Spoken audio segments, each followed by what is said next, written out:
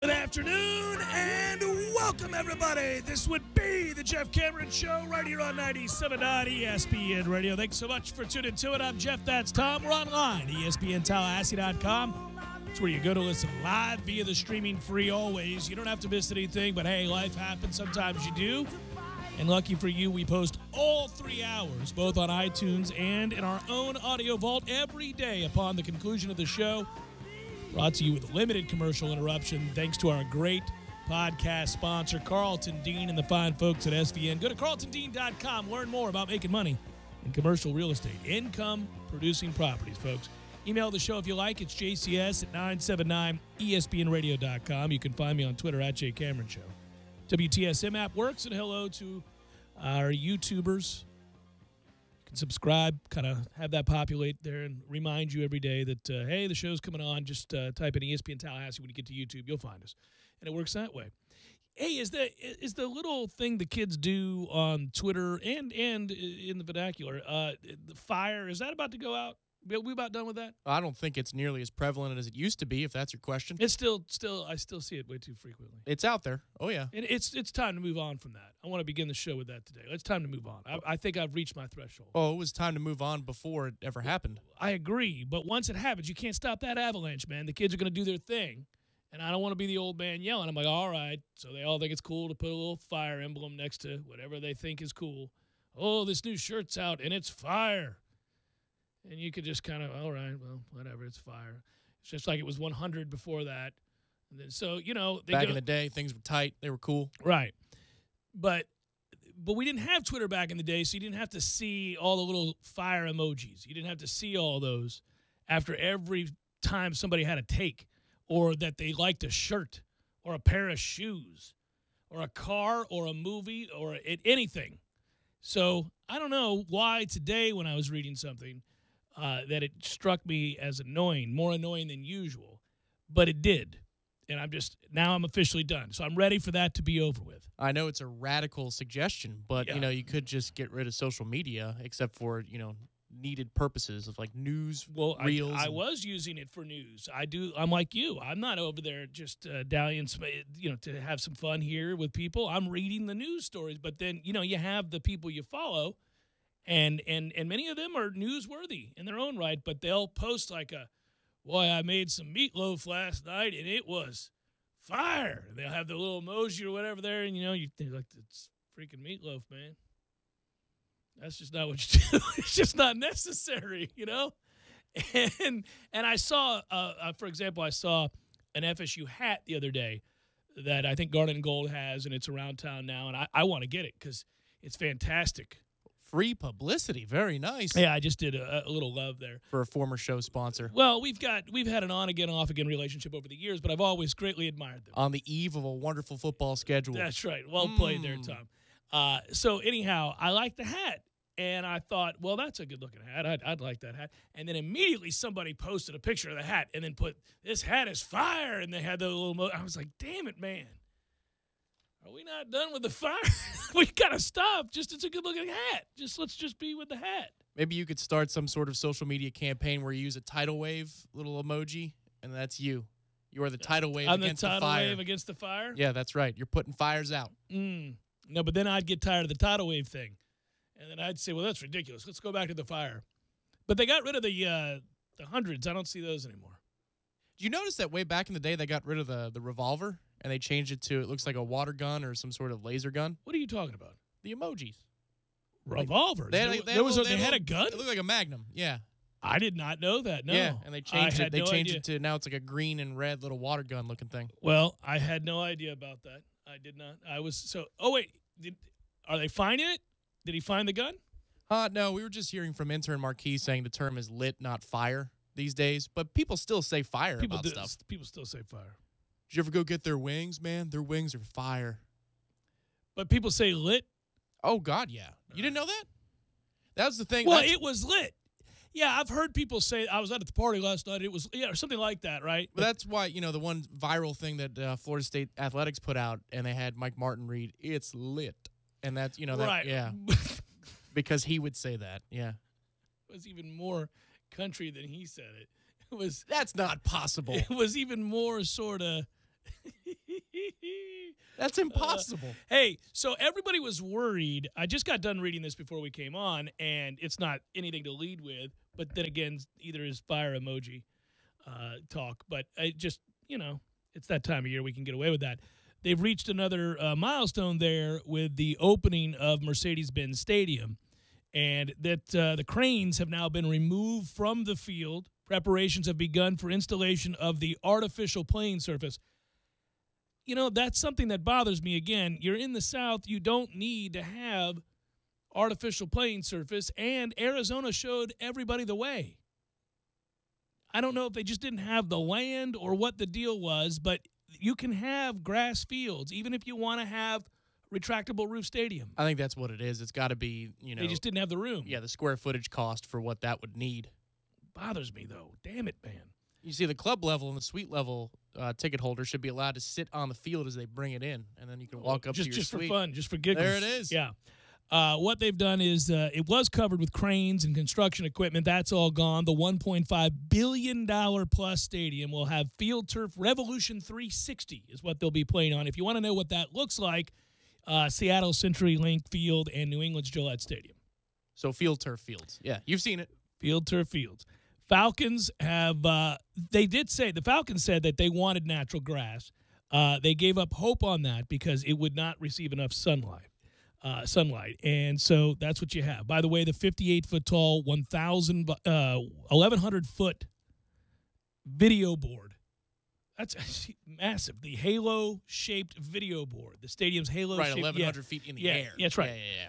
It's tall. It's already that would be a monolith. That's what.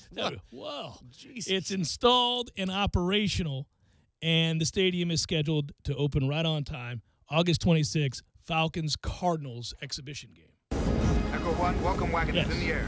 I repeat, welcome wagon is in the air. We do wrap up and budget. You get 11 events to be played in that stadium in the first month of operation. 2 exhibition games for the Falcons and a Falcons regular season game. You get Atlanta United matches.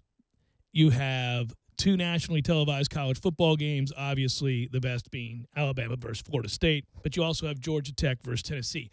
Speaking of Georgia Tech versus Tennessee, I didn't pay a lot of attention to the SEC Media Days because it's an inferior conference, but I was looking at the stuff that Butch Jones said, and, he's in the car wash now too, and it's their week, and he was asked specifically about losing 4 of their last 8 games, and in a season in which they beat both Florida and Georgia, to not win the SEC or have a chance to win the SEC, was that disappointing, which is a fair question. And he said, I don't think of it as disappointing, no. And when I read the quote, I thought, if I were a Tennessee fan, that would really piss me off. I'd be shook by the fact that my man has now said in his time at Tennessee, 5 years, that they're winners in life. Whether you think they're winners on the field or not doesn't really matter. They're winners in life. He's gone that route on us. Kids are graduating, and they're winners in life. And that losing 4 of their last 8 games was not in any way upsetting. He didn't look at it as a disappointment. My man, what is it you say you do here? I got to go back to that one. I mean, what are we doing? Yeah, it's not lit in Tennessee. His takes are not fire, and in fact, he should be let go. I don't know what the word for that is, though. Fired. Oh, yeah. But what I was thinking was that he doesn't have a media point man. He doesn't have a guy. If he'd hired me, for example. Now, Zach is there now. Maybe Zach can get it done. But he's only a couple weeks on the job. He's only a couple weeks on the job, so it's not his fault. But if he'd hired me, I'd say, now listen, when we go to this thing, we go to the car wash or when we go to SEC Media Days, you're going to get asked about losing all those games in the second half of the season. Because that's what happens when you lose a lot of games that you shouldn't. People get pissed off about it and they want to talk about it. And under no circumstance can you just say it's okay. Like, well, yep, just shucks, it happens. We got to learn from it. It's true, we do, and you don't want to dwell on it. But you can't just say, hey, it wasn't disappointing. It's just, We'll get there. We're winners in life. Kids are good kids. I'm proud of them. You can't do that. Now, you can't roll the kids either. So let's sit down and let's have a little heart-to-heart here about how we're going to handle these questions because you're going to have to take full responsibility for those losses. You can't throw it on the kids. They're college. But you also can't seem to be completely indifferent about losing a bunch of games. Well, let's not come out of the gate and lose to the option in Atlanta. Can't have that happen either. Not after Paul Johnson's already told everybody, we've won our last 2 games against SEC teams. We'll see if we can get our 3rd straight here. Which he did. That dude is a hashtag a-hole, but sometimes it he'll works to throw your it down. benefit. Yeah. He'll throw it down. Yeah, he will. He will. Well, Jim, we had audio yesterday on the show. If you missed yesterday's show, shame on you. But go back and get caught up and find it there at ESPNTallahassee.com or again on iTunes or on YouTube. But we played a lot of our interviews, not all of them, but several that I was able to procure there in Charlotte. But there was a group setting, and it was going on while I was doing other interviews, about 40 minutes long with Jimbo Fisher, and the print journalism was there, and a lot of interesting questions were asked. I want to play some of that audio that we have as well, if only because I think it's interesting. I knew this would come up. It kind of was the talk the first night I was there, this idea that, listen, you've got a game of this magnitude, which they're saying people are paying now over $700 off market for these tickets. I can't imagine, usually corporations do that sort of thing. Individuals aren't paying $800 to go watch Florida State and Alabama. I mean, unless money's no object, but that's just obscene. Yeah, it's over 800 now. I mean, is it up over 800 now? Yeah, the cheapest ticket at the moment, and of course the market will drop, and then it probably might spike again before this whole thing starts. But I think the upper deck cheapest ticket as of today was somewhere in the 400s per person, $400. I thought we were moving to a place where, unless it's for and listen, the market will decide this. So if people want to pay that, they'll pay it. But the thing I thought about was, in today's world where it's hard enough to get people to go to games because the in-home viewing experience is all we ever hear about, talk about, and experience, it's joyful. We always say with really affordable big screen televisions, people just watch at the house. But if it's a championship game, you get it. If it's something to, this is it, the atmosphere being out at the Rose Bowl, for example, you couldn't duplicate that at your house. First game of the year. There's a lot of football to be played. That's nuts to me. Anyhow, the storylines are fairly bountiful, right? Is this the greatest first game college football season in history? Certainly post preseason rankings it is. Highest ranked battle. If it comes out 1-2, even 1-3. But the storyline about Jimbo and Nick, I was waiting to see how long that would get drawn out before people would finally directly ask one of the two men, hey, what's your relationship like now? What was it like back then? And the print did ask Jimbo while I was doing those other ones, and we'll play that for you. You don't have to play it now, but they did ask Jimbo what was the situation scenario when he got hired by Nick Saban. And I thought his answer was interesting. And you can almost hear that he's kind of reflecting back and in great fondness for that time. Not that he wants to be back there, but, we always try to get a sense of, does Jimbo want to be Nick? Is he more like him than Bobby Bowden? He says he's learned a lot from both coaches, et cetera. But it sounds to me more like than anything else when you hear the answer, and we'll play it again probably next segment, but it's almost like Nick's a father figure in a weird way. I mean, is that the sense you got listening to it? I feel like or big brother. I mean, maybe I'm sure. Well, no, I think there was a bit of a nostalgia, and again, you'll hear the reasons why, but it sounded like when Jimbo was able to sit down across from Nick Saban, it wasn't the fact that the two of them were from West Virginia. He felt like, Jimbo did, that Nick came from his hometown, his household, and the values and the structures are something that Jimbo related to very closely. So it was easy. Leadership qualities, toughness, knows what they want. There's clarity. We all know it. I mean, in our lifetimes, I don't know how many job interviews the average person goes through, but there are some that click, and there's some coworkers you have that immediately you're going to become fast friends, not just coworkers and colleagues, but fast friends. You know it right away, yeah. Yeah, because it's easy. It's effortless. It can be that way in relationships, too. There are some where it's a lot of work, and then there are some you sit down and... Here's a trick, kids. The ones that are a lot of work, run. You don't want to do that. Unless you're 19 and, whatever work needed to be done.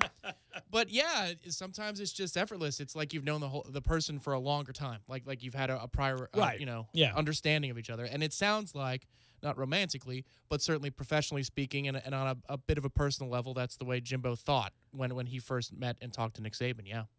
I do think it's an interesting sort of you could delve into the psyche of a matchup like this, and you can probably, and Jimbo's been very careful about this over the years in talking about coaches when there are matchups with people that he's either worked with or known, or he gets asked about those individuals, whether they're at other places or not. He's very careful to point out to people, because I think he notes that there is a misconception about what coaches think about in leading up to games against familiarized opponents, whether they're in conference, whether they're old friends, whatever they are, and that he always references the phrase, well, your system's your system, coaches are coaches, you're going to do what you do. He always wants to point out that there's just not a lot in the way of wrinkles that you really want to throw onto your kids going into a game of this magnitude. It seems to me it always comes back to, let's execute what we do. Let's run what we run, regardless of what they know is coming, don't know is coming. Because to a large extent, every weekend when you play in the ACC, for example, or any of the conferences, when you play a coach and you've played him year in and year out, I mean, you know what they run. It's not like you play Georgia Tech and don't know that they're going to come out with that option. You get it, and they're not going to go too far away from that. They're going to run what they run. Sure, but But in a game like this, I keep thinking about the psychological aspect. I mean, he and Nick, opposite sides of the ball, so that's intriguing, right? Similar personalities. There's that big brother, father figure, mentor thing going on too. Preeminent programs, all off-season to think about it. There would be the temptation to kind of, well, he thinks I'm going to do this. Well, I'm going to do this. And if he goes here, I'm going there. And the next thing you know, it's the rabbit hole we're talking about, where you're 19 moves ahead and you about thought yourself. Well, you've talked to Trey Jones about something similar, concept similar, I think you're hitting on here, and that is aggressiveness. And, for example, if you have a drivable par 4 and you're a golfer, and instead you want to take a 5-iron up and lay up, maybe that's the more aggressive shot in the moment. Yeah, because it's certainly you're trusting yourself. It's trusting the process, right, which hits back on the football end of it. And I think what Jimbo has done, is doing, or needs to do at some point between now and fall camp is realize, listen, my system is my system, but it is also true that if we were two car manufacturers, Alabama, Florida State, Saban, Fisher, the factories look, 85% the same once you get inside the building? Like, the factories, all the assembly line, everything about that process is largely the same. So just be it. Be what you are. And because you've used a lot of lessons of modern-day football program building and maintenance from Saban, don't run from that. You might be a little bit different offensively. Obviously you are. I mean, look at the way Jimbo runs a pro-style offense, and Saban has decided to run something a little bit more spread-oriented. Embrace what you are, but also embrace the similarities. And maybe you're just running a better version of what he's running right now for this year, the way your talent is, your experience is. Well, and I also think, look, we've always said that he wants balance, and if you look at his play calling over the years, he is pretty balanced. But he prefers, as a former quarterback himself, to throw the football. When in doubt, if it's 50-50 in terms of down distance leverage, he wants to throw the football. And you wonder what the idea is coming into this game, how you best work offensively, being efficient, and giving yourself a chance against a stout defense like Alabama's. Is it to run the football and play field position and rely on a defense that you think is going to be very, very good? Or is it safer, smarter, like we were just talking about? Is it more aggressive to, in a weird way, just cater to the throws you can make that they're going to give you, and play the game by spreading Alabama out and throwing the football? Well, yesterday on our ESPN Tallahassee Facebook page, I put out the highlights of the 2007 game where Jimbo is the offensive coordinator, not with his own roster. No, not at all. But he is the offensive coordinator, and Saban's in his first year, obviously, is the Alabama head coach, and they're going head-to-head in Jacksonville. And the game plan to me was stunning. I'd forgotten. Sometimes I need to remind myself along the way that if Jimbo has a deficiency in a certain area, oh yeah, he'll scheme it up. He plays with what he has, and he gives himself the best chance to win with what he has. And it's not just about what the offense does. Maybe the defense is deficient. Maybe special teams is bad, and so he'll play keep away or something. Yeah, he'll devise a game plan based upon the strengths and weaknesses of his team. I think if he sticks to that, then whatever the team tells him, whatever the roster tells him in camp, that's the game he's going to call. I don't know that he'll do something for Alabama specifically because Nick's on the other sideline. He's got to trust that his instincts are where they need to be. I think he's going to throw it. I think he's. Do you think that's the strength of the team, though? Or you think he's going against Well, strength? and we'll play some of the audio again today where we have more from Jimbo. He is excited about his receivers. And a lot of people in the fan base, I think, just the feeling I get, my finger on the pulse of this fan base right now, they're not real sure. They know the talent is there, but they're not certain the consistency of route running, the discipline, the leadership, some of the intangibles that some guys we've had here in the past are in play for this group yet. And I think it's a distrust of Nooney Murray.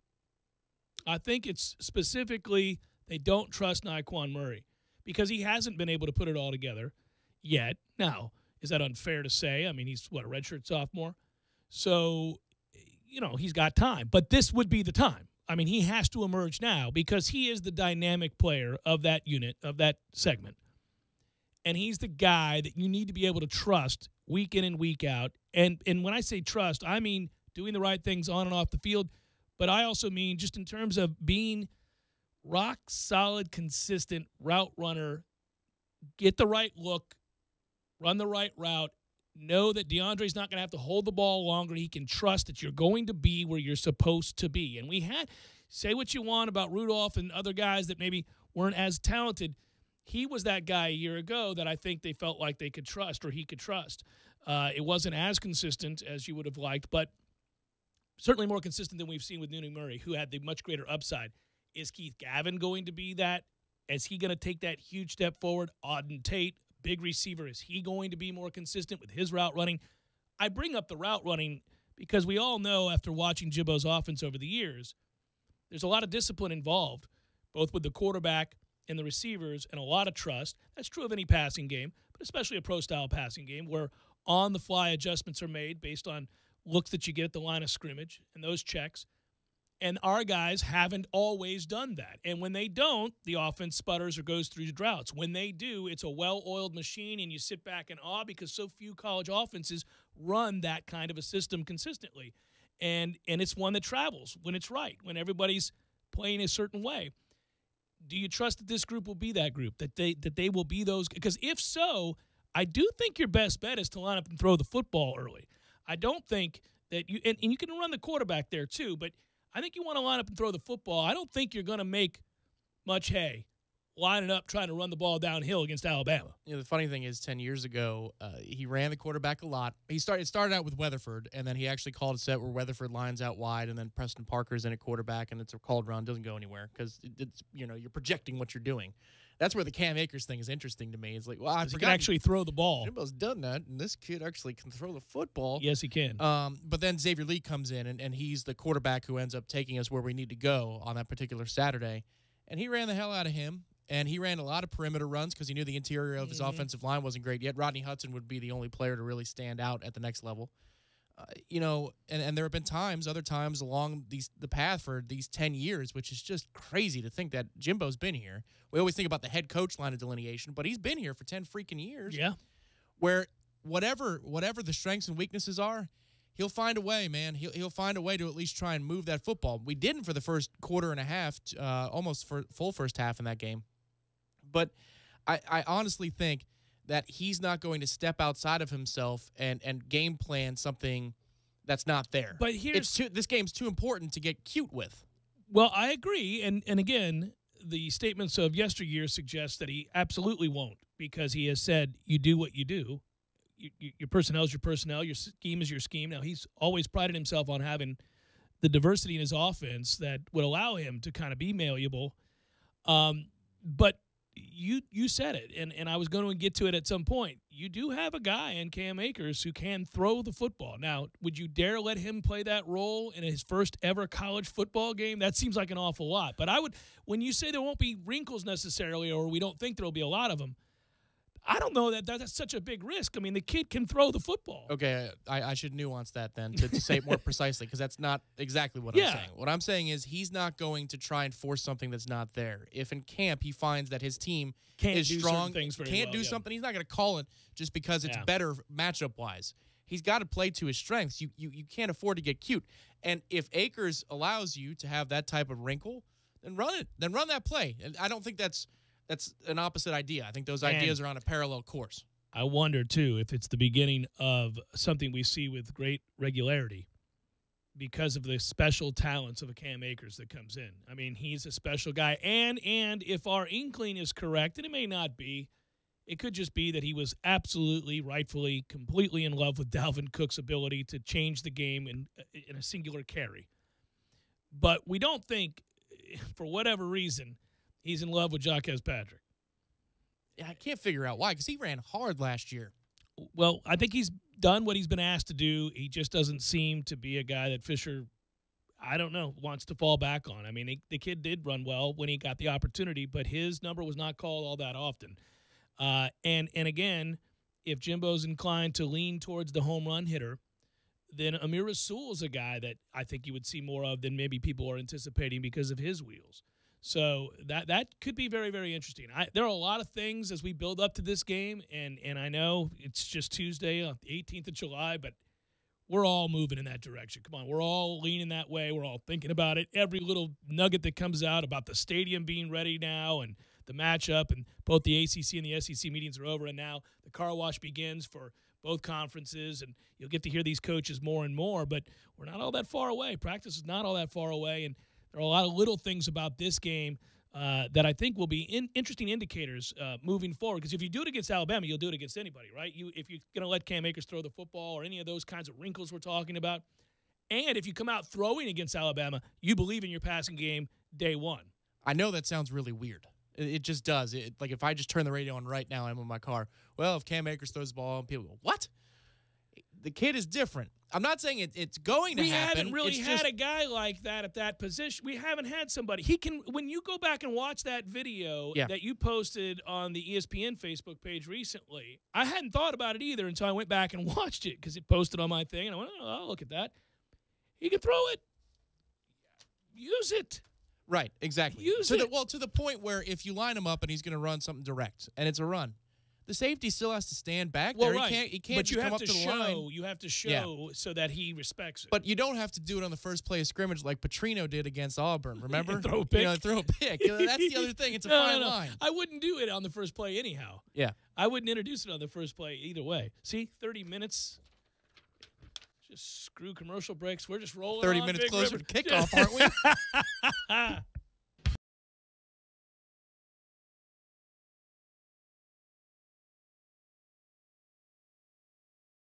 When you're in need of auto repairs, look no further than Nice Tire and Auto Service. Nice has been in business for 16 years with long-term, knowledgeable sales associates. They have the latest wheel balancing machine in the industry. And for passenger vehicles, they service AC, brakes, suspension, tune-ups, and much more. Never sit through a long wait. Nice Tire and Auto has 10 service bays to get you back on the road quickly. If you have tire problems, check out their large inventory with various Goodyear and Michelin tires. Nice Tire and Auto Service, 4792 Bluntstown Highway, 574-4100. You put your mower through a lot. All that back and forth can add up to thousands of miles. That's like mowing cross country. Gravely commercial mowers are built for all-day performance, helping you get the job done mile after mile. Gravely, built to mow the distance. Get your Gravely motor only at TNT Supercenter, your one-stop shop for work or play. 14585 Highway 19 South, Thomasville, Georgia. TNTSupercenter.com. I'm talking tough, like a state of mind. Tough, like a soldier on the front line. Tough when it gets rough, like my Ford truck, always enough. I'm talking tough. Franklin Spring Creek Ford. The place to find your next truck in southern Georgia. I'm talking tough. Hey y'all, we're Chris and Preston from Low Cash. Head to Franklin Spring Creek Ford and see them about all of your vehicle needs. With AT&T Prepaid, you can watch all of your favorite shows with no annual contract. Wow. No annual contract? No commitment at all? Remind you of anyone, Don? Maybe your wife? Bingo. Can we wrap this up, Kevin? Sorry, Doug. That's prepaid your way from AT&T. Great. Thank you. Sure beats whatever Sergio's offering. Okay, that's it. I'm cutting the legal. Limited time offer. Requires payment at activation. Taxes extra. Account must remain active on $45 or $65 plan and cannot lapse to get bill credit for 3rd and 12 months. Fees, coverage, and other restrictions apply. Details at att.com/prepaid. Investing is a long-term process. How many times can you think of in the last decade that the stock market has destroyed retirement funds for people just like you and me? For your existing IRA, you need the security that gold has provided for centuries. Remember, gold has never been worth zero. Capital Gold would like to introduce you to the Home Storage Gold IRA. It's a self-directed IRA set up with all the protection and tax benefits of an LLC. But the big difference in this IRA is you invest in gold and you hold it in your possession. You can't do that with stocks. That's security. You can transfer any type of IRA hassle-free in days. Please call right now and learn more, and we'll waive the $500 setup fee and give you a free safe to store your gold. Call 800-515-6302, 800-515-6302, 800-515-6302. That's 800-515-6302. Cornerstone and DeWalt FlexVolt. Power of corded, freedom of cordless. Buy any of the following DeWalt T1 FlexVolt kits for only $2.99. 60-volt max grinder kit with battery pack, 60-volt brushless recip saw kit, or 60-volt circular saw with brake kit. And add one FlexVolt 60-volt battery pack for free. A $149 value and a Cornerstone-only exclusive. Check out the sound of silence. Almost. Power of gas without noise and fumes. Cornerstone Tool and Fastener. Your DeWalt FlexVolt Center. 1110 Stuckey Ave and 3269 Crawfordville Highway. Tallahassee location open Saturdays, 8 a.m. to noon. For better gas mileage and a longer-lasting engine, change your vehicle's oil at Superlube every 3 months or 3,000 miles, whichever comes first. For good times and family fun, Tallahassee heads to the Fun Station. And right now, when you change your oil at Superlube, you'll get a $15 Fun Station gift card. You don't need an appointment. You'll be in and out in no time. And with 19 Tallahassee area Superlubes, there's probably one right around the corner right now. How I love to Superlube my car, yes sir! Wonder what the outrageously energizing experience of Mountain Dew Kickstart is like? Well, it's like a combo of 3 awesome things. Dew, juice, and caffeine, rebooting your entire personal operating system. Mountain Dew Kickstart is in position for consumption. All systems cleared for launch. Initiate launch sequence. T-minus 3, 2, 1, mark. Release the Mountain Dew Kickstart. Mountain Dew Kickstart released. Experiencing a charge of Mountain Dew Kickstart now. Mountain Dew Kickstart operation successful. You are now off the couch and out exploring the world. Roger that. Get charged up for what's coming next anytime, anywhere with Mountain Dew Kickstart. Available in 10 energizing flavors like mango lime, raspberry citrus, midnight grape, and orange citrus. Mountain Dew Kickstart. Fuel with flavor. RCD Shell knows how to keep you cool and refreshed. All 20-ounce Pepsi and Mountain Dew products are 2 for $2.22. That's right, 2 for $2.22. And 28-ounce Gatorade is buy one, get one free. It's more fun with Pepsi and Dew, so bring on the bubbles with these cool prices at RCD Shell. This is the Jeff Cameron Show on 97.9 ESPN Radio.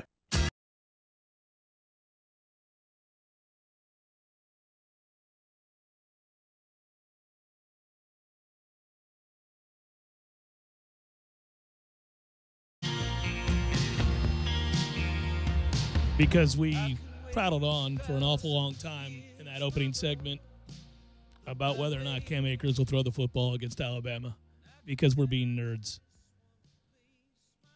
But I could talk about it again this segment if you want. I figure I'll be quick here, but the reward is that if you're caller 3, gift certificate, Games for Less. 523-3776, Games for Less, local for over 20 years, Appalachian Parkway. My man George has been doing it the right way for a long time and a good sponsor of the show for a long time. And I've got gift certificates for you guys. You know Madden's coming out soon. Yes, it is. You're not as geeked about it as college football, but it's still something. And people do love Madden. I told you the greatest part of it is free. They've got the cadence of all the quarterbacks. 523-3776, caller 3. Games for Less, gift certificate is yours. They do? I haven't played Madden in a long time. I'll play it this year. I'm finally breaking down because, I don't know, it took me this long, I guess, to truly miss football games to the point where, because I was an NCAA football guy that I just couldn't bring myself to play Madden consistently. And now, damn it, that's all we got. So, I'd prefer NCAA in a heartbeat, but Madden's fun. And even though we got Jameis now. And I was out of the cycle. Well, and the Bucs are good too. So it's not like, you have to wear one with Jameis or draft a team and then draft Jameis or something like that. The oddity with the video gaming patterns is that when I used to pick up NCAA football, I would never be Florida State. They were too good. So you just go win the national championship the first year, and I always wanted the challenge, so I put it at the hardest level, and I'd be like Army and try to build a program where if you actually went 6-6, you felt very good about it, in that first year, and then maybe you snag that one prize, recruit, turn it all around, have the press conference for your fans about what a big deal it is to get a mobile quarterback into Army and implement the new offense. But the point would be, in the NFL with Madden, you could be the Bucs because it was like climbing Everest to try to get them to win. That's difficult. The game is built to be 17-14 or 21-14 by the end of it if you ever play online. It's just the drives take too long. There really aren't many plays you can run that take the lid off the top of the defenses. It's realistic. It's some might call that boring, but I call it methodical, and it forces you to think because the defensive looks too. They've got hybrid coverages, half man, half zone. I mean, it's crazy. You can do anything you want, really. I'm looking again at those prices for that. You weren't wrong. I couldn't. I think I was stupefied when you said they were up over $700 for the Chick-fil-A kickoff game, selling for $712 at SeatGeek. At least that was the case the other day. Some over $800, depending on where you look. The record to date for a regular season ticket, according to WarChant.com story that I read, $649, September 2013, Alabama and Texas A&M. Once again, fraudulent-ass Texas A&M somehow warranting some sort of hype every year with this group.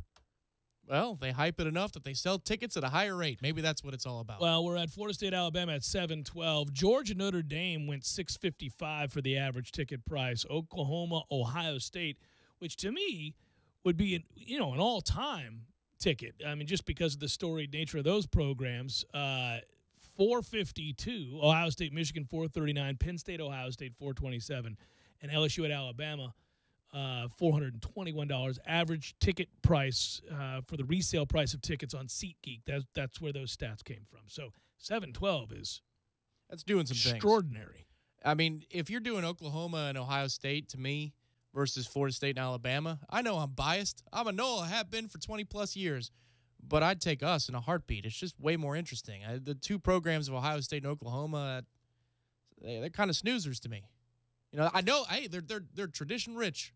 Well, and they've had some success here. A little bit. A little bit. Just a little Ohio bit. State just got done winning a national title. Oklahoma was in the playoff. I mean, they're still pretty good. They're not out there sucking like Notre Dame every year. I mean, stomped in the playoff. I'm just saying they don't suck on an annual basis like Notre Dame does. Both of them did. It was they were in line to take the ass kicking from Clemson. That's what they were doing. Well, the mighty ACC caught a lot of people, except for me and Swaffy. And Adazio, apparently. Off guard. I mean, a lot of people just didn't realize that the big storm was coming. And those that were locked in paying attention knew that the tidal wave was upon college football, my friend. Perfect. Jeff Cameron Show, 97.9 ESPN Radio.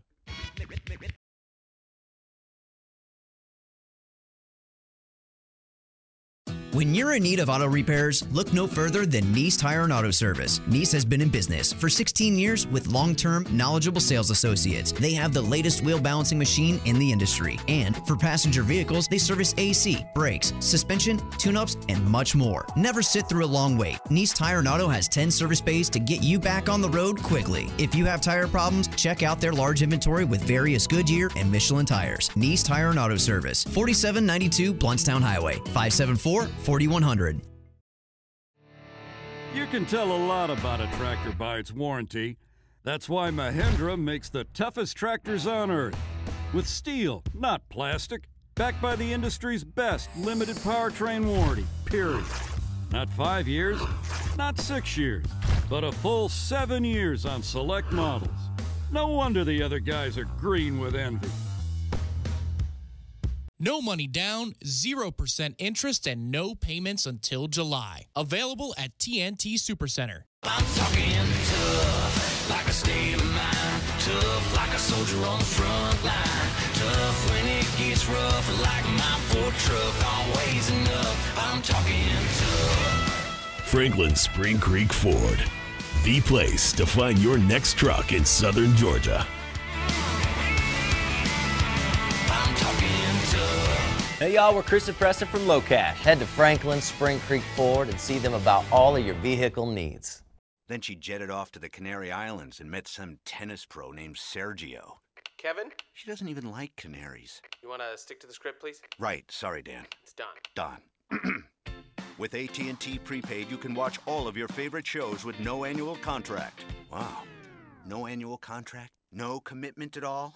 Remind you of anyone, Don? Maybe your wife? Bingo. Can we wrap this up, Kevin? Sorry, Doug. That's prepaid your way from AT&T. Great. Thank you. Sure beats whatever Sergio's offering. Okay, that's it. I'm cutting to legal. Limited time offer. Requires payment at activation. Taxes extra. Account must remain active on $45 or $65 plan and cannot lapse to get bill credit for 3rd and 12 months. Fees covered and other restrictions apply. Details at att.com/prepaid. Miller's Tree Service. We go out on a limb for you. Hey, this is Clay Culpepper with Miller's Tree Service. Summertime is here and storm season is right around the corner. We offer free consultations with a certified arborist where we meet with you and advise you on which trees are healthy, diseased, dead, or ones that may need trimming or even removal. Miller's Tree Service. We go out on a limb for you. Give us a call at 894-TREE. Parker Brothers Roofing says don't play games with your roof. Protect your home and your family. The Parker Brothers tell you the truth. We'll fix your roof, 'cause it's what we do. With quality, integrity, and pride. Parker Brothers Roofing, professional every time. Stay safe and dry inside. Hey, I'm Travis with Parker Brothers Roofing. Some roofers are like a bad boyfriend. They make lots of promises, but in reality, they're just cheap. They don't own up to their mistakes, and they leave you with a lot of regret. Parker Brothers Roofing stands behind every installation, and if a mistake is made, we own it and fix it. Our customers never have to worry about being left behind for the next job. At Parker Brothers, it's quality that builds our quantity. Call us at 656-8112. Parker Brothers Roofing, professional every time. Stay safe and dry inside. License number CCC 049350. The City of Tallahassee Utilities, America's #1 public utility, says it's summertime, and summertime is the time to go green and save energy. Here are a few simple things you can do right now that will save energy while you try to keep out of the summer heat. First thing, get your air conditioner checked out and change your air filters. You'll be pleasantly surprised at how much energy and money you can save.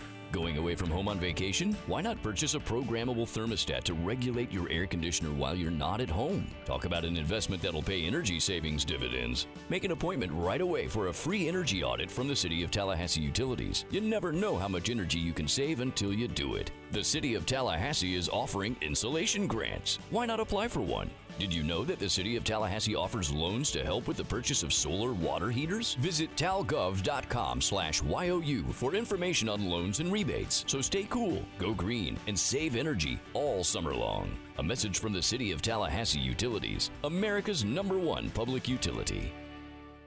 Hey, Wally Woodham here. In 1974, I set the national high school passing record at Leon High with 3,560 yards. Jimmy Jordan here. Wally, I broke your passing record at Leon the very next year. Well, Jimmy, in our 3 years together at FSU, I threw for 22 touchdown passes. Wally, that's pretty good, but I had 39. Well, Jimmy, look at the deal I got at AAA Transmission. That's a pretty good deal, Wally. At least your car's a winner. Don't put off your auto repairs. Stop in at AAA Transmission and ask for owner Tim Pridgeon, servicing Tallahassee for over 30 years. AAA Transmission, 1023 North Monroe Street, or call them at 222-2532. Live from the Dale Earnhardt Jr. Buick GMC Cadillac Studios in the capital city of Tallahassee, this is the Jeff Cameron Show on 97.9 ESPN Radio. Lawn Maintenance Tuesday, presented by Miller's Tree Service. Call Miller's today at 894-TREE. That's 894-8733.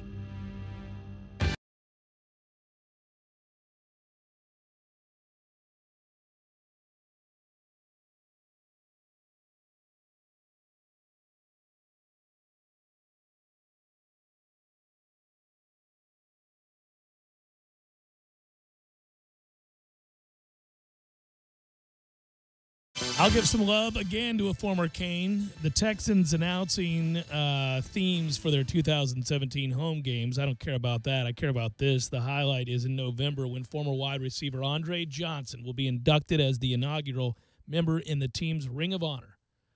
Good on you. Good guy.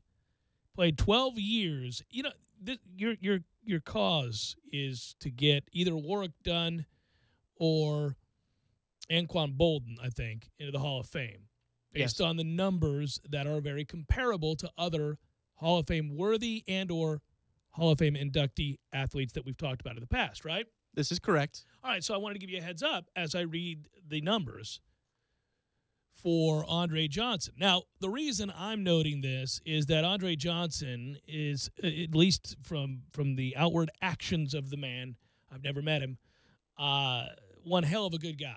And every year when he does the big shopping spree around Christmas for underprivileged kids, I'm always near tears when I watch that video, and I always think it's just fantastic. And I admire greatly that he's done that for a very long time now, and it puts a smile on my face, and obviously just to see those kids' faces is awe-inspiring. So I like Andre Johnson, Cane or not, damn it, he's a hell of a good guy, and he was a great player. And when I saw the Texans were going to do this, I mean, that's a heck of a thing to be the franchise's first, obviously in a young franchise, ever member in the team's Ring of Honor. 12 seasons in Houston for Johnson, and he signed a one-day contract to officially retire as a member of the Texans in April. 7-time Pro Bowl selection, all-time leading receiver, obviously. He has over 1,000 receptions, 1,012 receptions, Tom. He has... What would you guess his receiving? You're looking at receivers all the time now, so I'm worried you're going to see it. But what do you think his receiving yardage totals are? I ruined it. I know it. Okay, so it's near 14,000. It's 13,597 with the with the Texans over north of 14 for his career. For his career, it's over 14. With the Texans specifically, it's and then with the Texans, it's 64 touchdowns. I don't know how many. What did he finish with? He ended up with. Why can't I see that? What's wrong with me? No, it can't be a lot. 70. There you go. Six more. Yeah, it's 6 more. So there you go. So 70 touchdowns for a career, over 14,000 receiving yards. Over what? I think 1,000, over 1,050 receptions, something like that. Yeah, 1062. Yeah. So there are the numbers. For the record, just because we always like to look at these things, and I know it's your cause du jour. Give me Anquan Bolden's numbers. Okay. And I'm not trying to belittle anything that Andre Johnson has done in any way because he was a beast, and as I just got done saying, fantastic human being. Okay, Anquan Bolden has 14 more catches in his career, so he's got 1,076. He's not as prolific in the yardage department as Andre Johnson. Andre had 14,185 for his career, to Anquan Bolden's still continuing career, at least for now, 13,779. All right, so he's going to go over 14,000 so long as he gets a... If he duplicates the season he had last year with Detroit, then he'll pass Andre Johnson's yardage totals. He already has 12 more touchdowns than does Andre Johnson. So 82 for his career. He'll have more receptions, more touchdowns, and more yardage if he has the same season he did a year ago. The only thing that you could argue is talking about, yards how per catch. Well, and how bright did the bulb burn for one Andre Johnson, because he had 3 or 4 seasons over 1,500 yards. He at his best. Well, I don't know. Yes, for a longer period of time, when he was at the top of his talent, Andre Johnson was better than Anquan Bolden. Anquan Bolden had that run at the beginning of his career where we were all wowed, especially since he ran such a poor time in Indianapolis and everybody thought, up too slow, big guy, not going to work out. And then he put up prolific numbers as a rookie and second and third year guy. He had that stretch of 5 years to start his career that were prolific. But Andre Johnson probably had a more sustained level of greatness for a longer period of time at the top of the food chain for wide receivers in the NFL. Oh, yeah, best in the game. And the thing is, Bolden is hurt a little bit in that circumstance because Larry Fitzgerald emerged in Arizona when Anquan was at the top of his game. So, I mean, I'm just talking about from a productivity standpoint. Andre Johnson had 7 seasons north of 1,000 receiving yards, 4 of them over 1,400 receiving yards, which is incredible.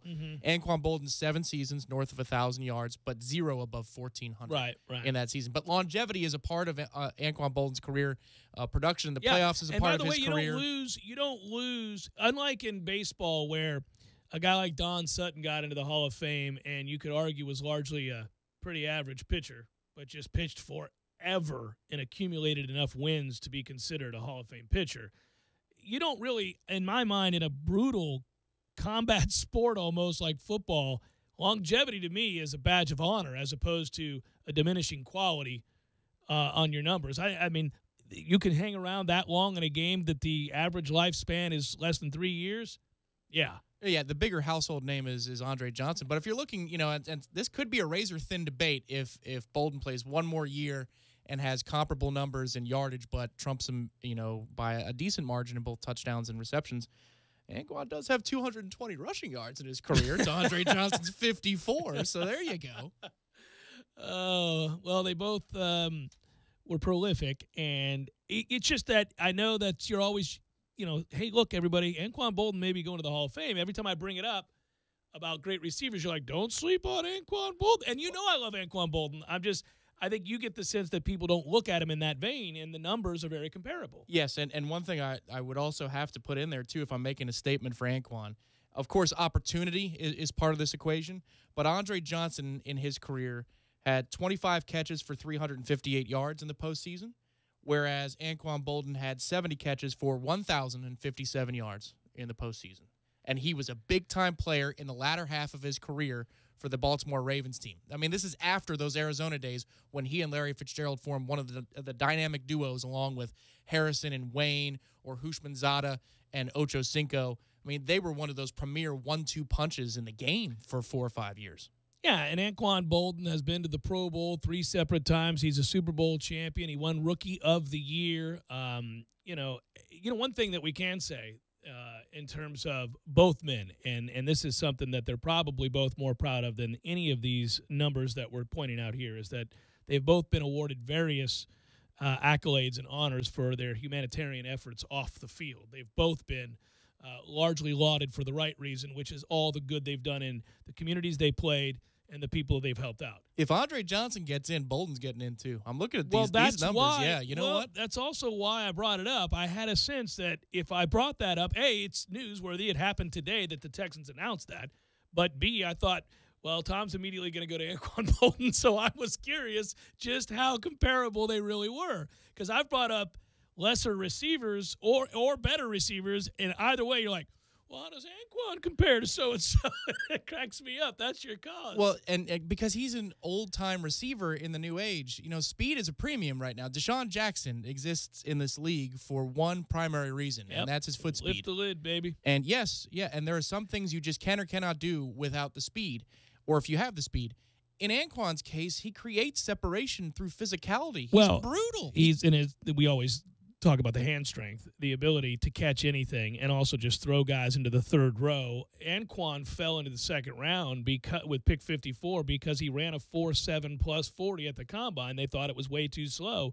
And for a guy to fall into the second round and run a 4.7 plus 40, that obviously raised eyebrows, to go out and end up winning NFL Rookie of the Year, well, damn, man. Again, this is the guy that we talk about along with others where the combine isn't everything, and you got to look beyond. You got to look at productivity. There was a period of time I can remember when Reggie Wayne was amassing a lot of receptions earlier in his career, and they showed, who is he on pace to top, and it was teammate Marvin Harrison, and it was Anquan Bolden. I mean, that's who they had in Arizona, and that was it.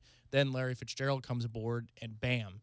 Again, that spread the love and the productivity a little bit. But that dude had a bright beginning to his career where he was a household name, and then he just has been steady Eddie for the better part of 12 years. And you desperately would love to see Mr. Bolden in Tampa Bay playing with one Jameis Winston for one final season, one last hurrah, one go of it, one steady in the middle of the field kind of guy. He'll bring a little what for to the fight. Yeah, me too. If Deshaun Jackson wants to turn diva, I think that his femur will be ground to dust by the hands of one Anquan Bolden.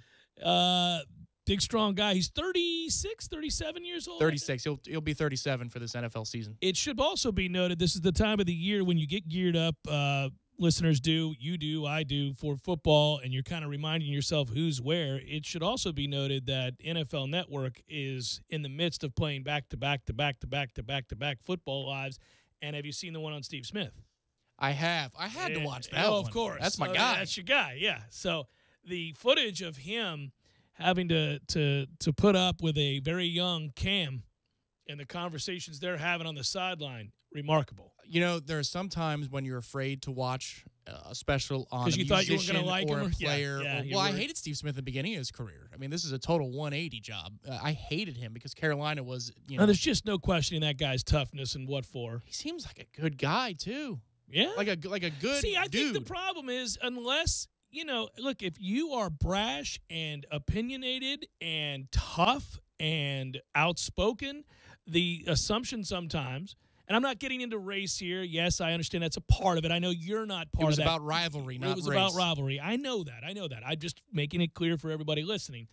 But there is a tendency, whether that person is a white guy or a black guy, but admittedly, there is a tendency by white America, especially if the guy is black, to feel a certain way about that player. Oh, well, they're mouthy.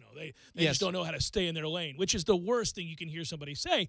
And Steve Smith, I'm sure for a lot of people, fell in that category. I always just loved having a badass who isn't afraid to talk and go out and back it up on the field, which is, football's please, how many brutal game. How many quarterbacks or players that are, black guys that are outspoken and up against the line and bombastic and, all that stuff are mischaracterized. And then Tim Tebow does the exact same thing, but he's a godly, humble man. Are you kidding me? Just about the on-field persona. If Tim Tebow was black, they'd say, man, that guy needs to calm down. He's a little too hot-headed. He celebrates a little bit too much for my liking. Sure. Well, we don't need to go down that road again. We've did that during his entire career, which was, fortunately for all of us, very brief since he wasn't good enough to stay in the league. Jeff Cameron Show, 97.9 ESPN Radio.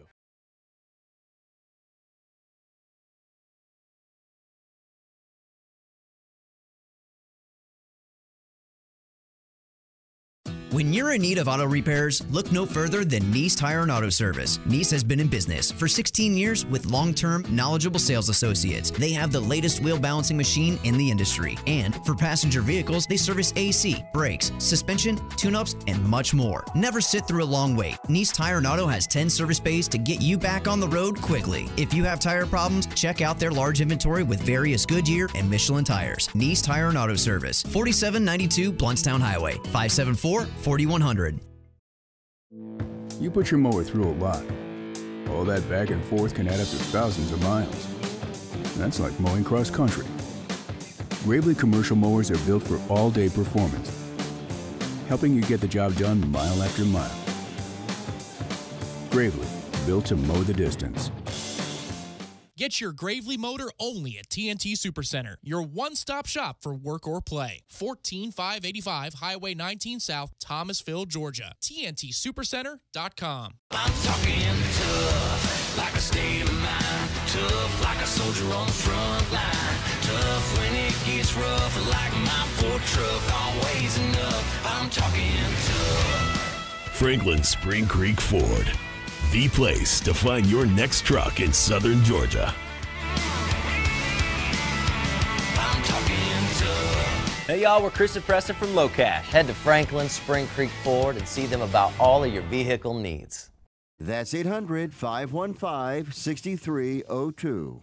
Hi, Chris Kraft for Kraft Nissan. Once again, all of you with stellar credit ratings, congratulations. And this message is not for you. All year I've been talking about our New For You program to assist good people with dings in their credit. And just last week, a friend of mine came into my office worried about his own credit rating. But thanks to our New For You program, you guessed it, he drove away in a brand new Nissan Altima. We are proud of the fact that we have helped hundreds of people that were previously limited shopping little used car lots where they overpaid, got huge finance charges, and had very few choices on cars to purchase. Some of those lots may actually hurt your credit more than they could ever help. So remember, credit score under 600? Come on in. Recent bankruptcy? Come on in. Recently divorced? Come on in. Think you have a financial problem we've never heard of? Come on in to Kraft Nissan. And come see the one dealer in Tallahassee that can really help you out. Come see the cars that everyone wants at the hottest dealer in town, Kraft Nissan. And remember, if you don't see the Kraft tag on your car, you paid too much, way too much. Kraft Nissan on Mahan Drive between Academy Sports and Costco, or visit us on the web at craftnissan.com.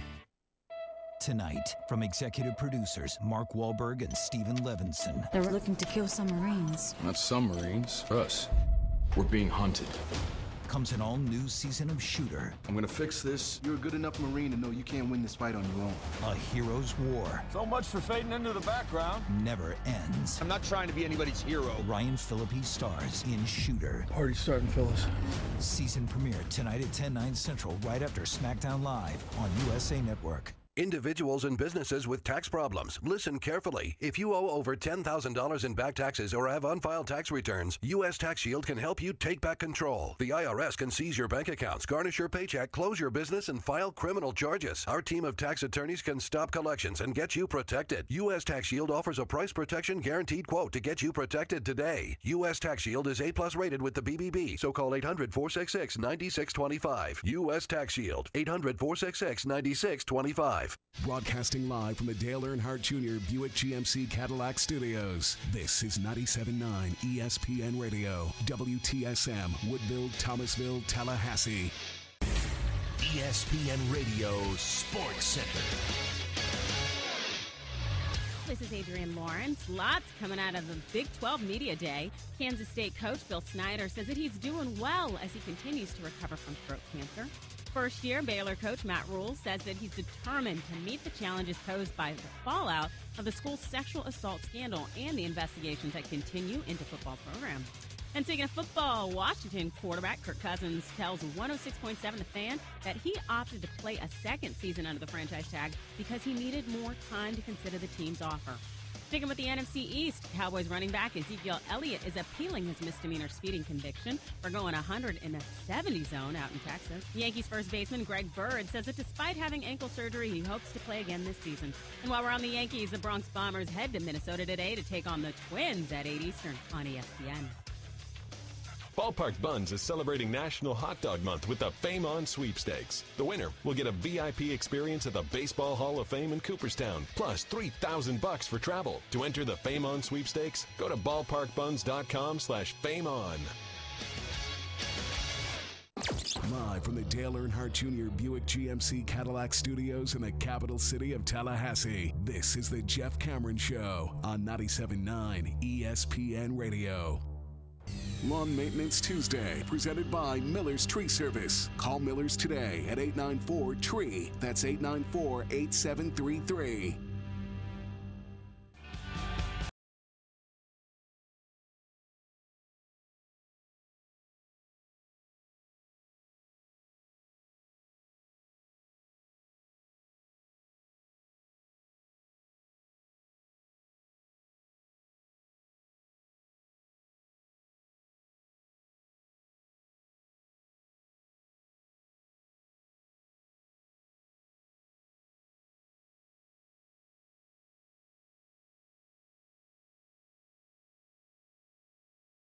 Hour number 2, Jeff Cameron Show, 97.9 ESPN Radio. Thanks for tuning to it. I'm Jeff. That's Tom. We're online, ESPNTallahassee.com. That's where you go to listen live via the streaming. Free always. Don't miss anything. But, hey, if you do, we got you covered all 3 hours, posted both on iTunes and in our own audio vault.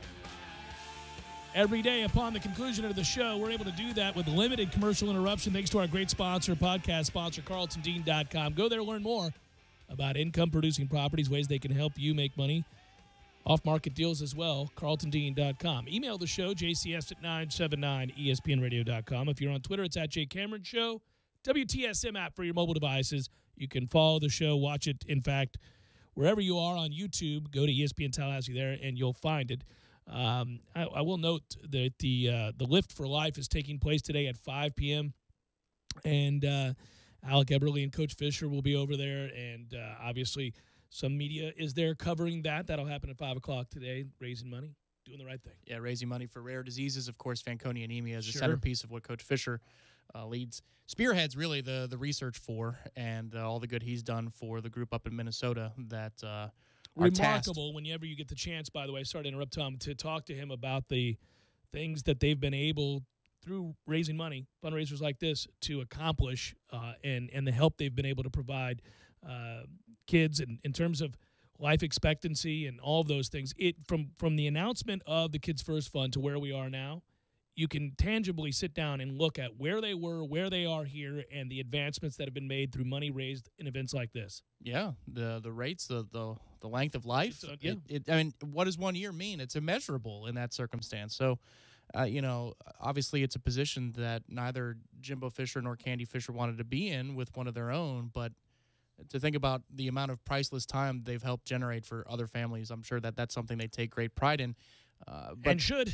But, as for the actual event itself, the cool part of it, the fun part of it, is some of the events resemble that of the World's Strongest Man competitions, and you get to see how freakishly strong 18, 19, and 20-year-old kids are these days. It's absurd. It's also a lot better than the event they used to have at the Civic Center where Bud Thacker was lifting weights over his head for Fan Day. Yeah, what event was that? Fan Day. That was Fan Day? I'm pretty sure it was Fan Day. Okay. I remember that. You remember being there? I remember being there. Well, no, I was a student in those days. It was tragic. Yeah. It's not what you do. Well, he had to do all the lifting because he had to encourage the fans on 3rd and 1. Yeah. And then we'd get blown no up. Chance to immediately it was going to be first down. Gain of 22. Absolutely, yeah. But keep playing that war chant. You know what's interesting is, okay, so it's that time of year where the nominations come out where you'll get Butkus Award watch list and all those kinds of things. And I'm looking at some of the names on these lists, and I don't want to – everybody under the sun gets mentioned just about, it seems like. The people from East Carolina, Central Michigan, Troy, Kansas. And looking at wide receivers, you'll note that Florida State didn't make the cut, if you will. I wonder if you think, like I do, that's the biggest wait-and-see element on the team. Yes, the question marks surrounding the offensive line are valid. They seem to be annual, and that's frustrating. But the talent certainly is there in that group, and so it is with the wide receiver group. I don't know if this will grow louder and louder. I have a sense that it will. But what is it? We've had 2 receivers drafted in the last 10 years. It's something absurd where you say, at Florida State University? Right. Now, I know there are plenty of outlets and plenty of people that beat that drum, but the number's the number. That's not an impressive number, and it doesn't seem like something you want to be labeled as. You can be productive. You can look at the ranking of these offenses. You can talk about successes on the field, and Florida State's got a bounty of them, and that's good. But it is odd. They've been able to churn out quarterbacks to the league. It doesn't really matter, by the way, whether or not those quarterbacks are productive or not. Sure, they do if it's in the form of Jameis Winston and he goes to the Bucs because I care about the Bucs. But in truth, as far as recruiting goes, it doesn't really matter. As long as you're putting kids in the league, you're going to get other kids to say yes. Prized quarterback recruits are going to get and give Florida State an awful long look because they're getting paid when they come here. EJ could have a terrible career. Ponder could have a terrible career in the NFL. Both drafted in the first round, got paid, set for life. Doesn't matter. That's all kids coming out of high school want to know. Can you get me to the league, right? Well, then it is kind of alarming that you can't say the same for the receivers. Not even close. The one counter I'd say to that, just to kind of calm those down who like to beat that drum all the time, sometimes programs have, if not deficiencies, just quirks in certain areas that make no sense because we don't feel bad about our offense. We don't think that that's any indicator that we're not productive on the offensive side of the football.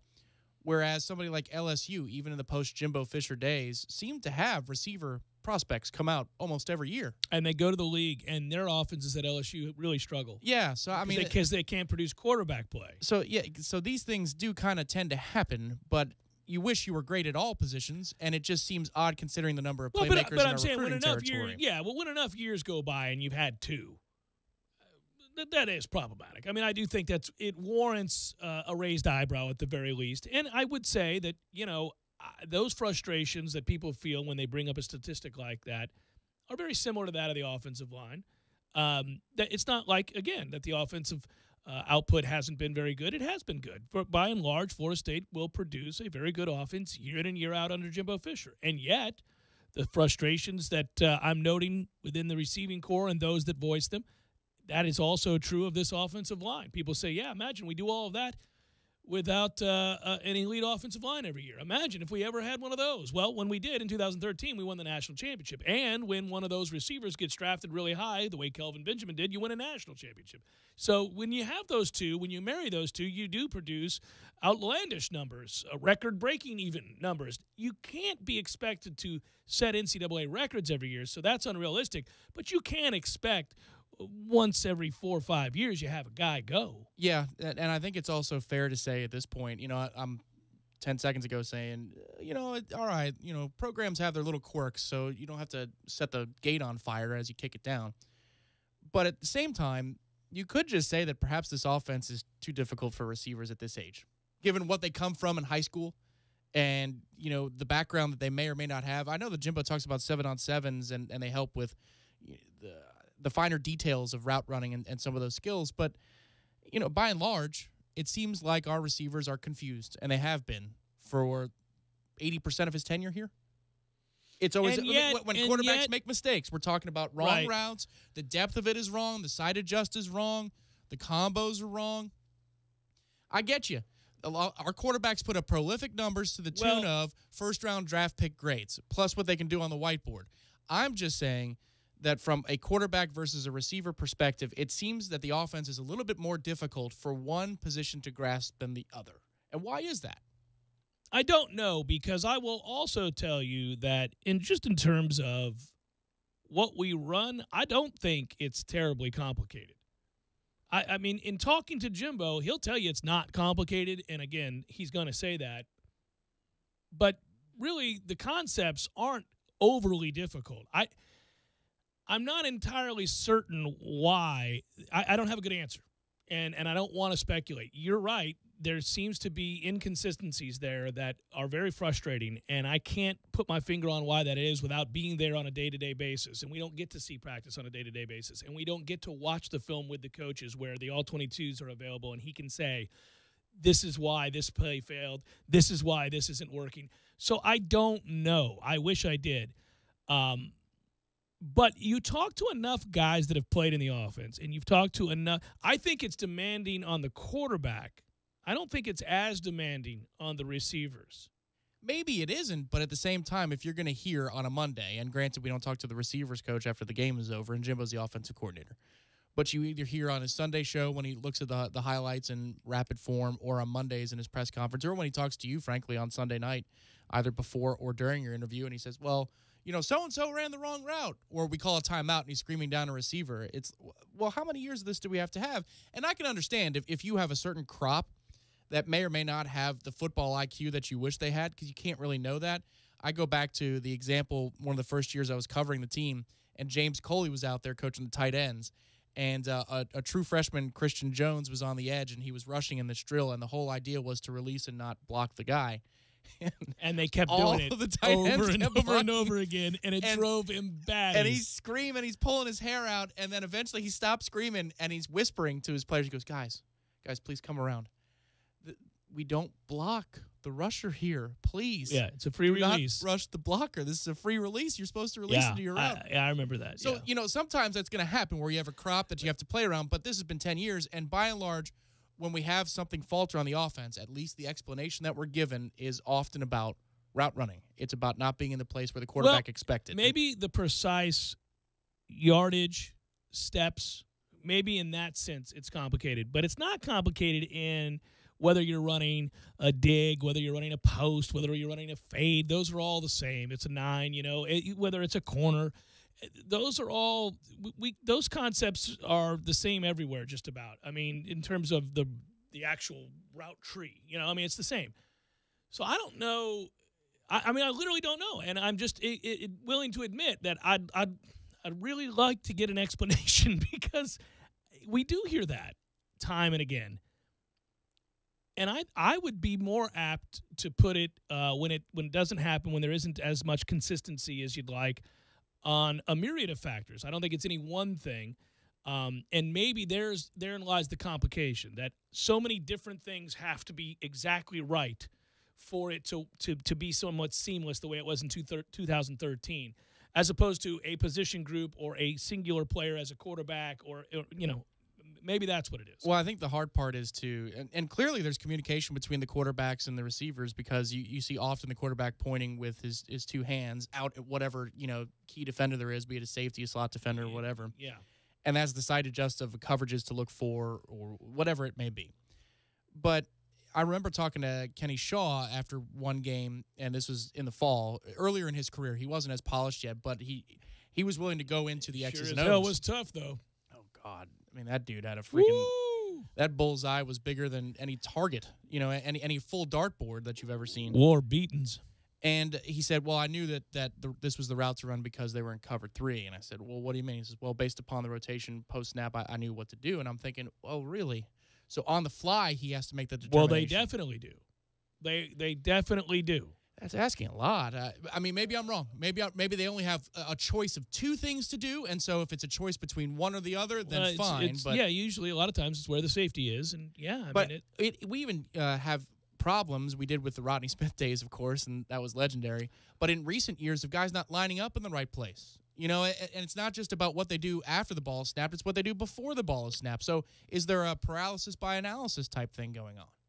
Could be. I do know that when an awful lot is expected of you and you have a very demanding head coach and he is on the offensive side of the ball, is a former quarterback, his attention to detail for his system and again, seen through the eyes of a former quarterback, I think if there's any area that he's going to nitpick and really be difficult on, it's going to be that, as opposed to a defensive-minded coach who's going to hyper-focus on that side of the ball. So maybe just because we cover this team, we hyper-focus on that side of the ball because that's his area of expertise specifically, and he calls plays. I think the hard part is, and if you want to make it simple, is remember a couple of years ago we had all those 6'4" to really tall, guys that were on the roster, even last year. Right. So you're just talking about running simple jump ball stuff. Well, no, I'm saying if the offense in the red zone, if the offense isn't complicated and it's a couple of route combos, and you got to know your tree, but then you got to know a couple of route combos, then why the hell aren't we putting the better athletes on the field? You know what I mean?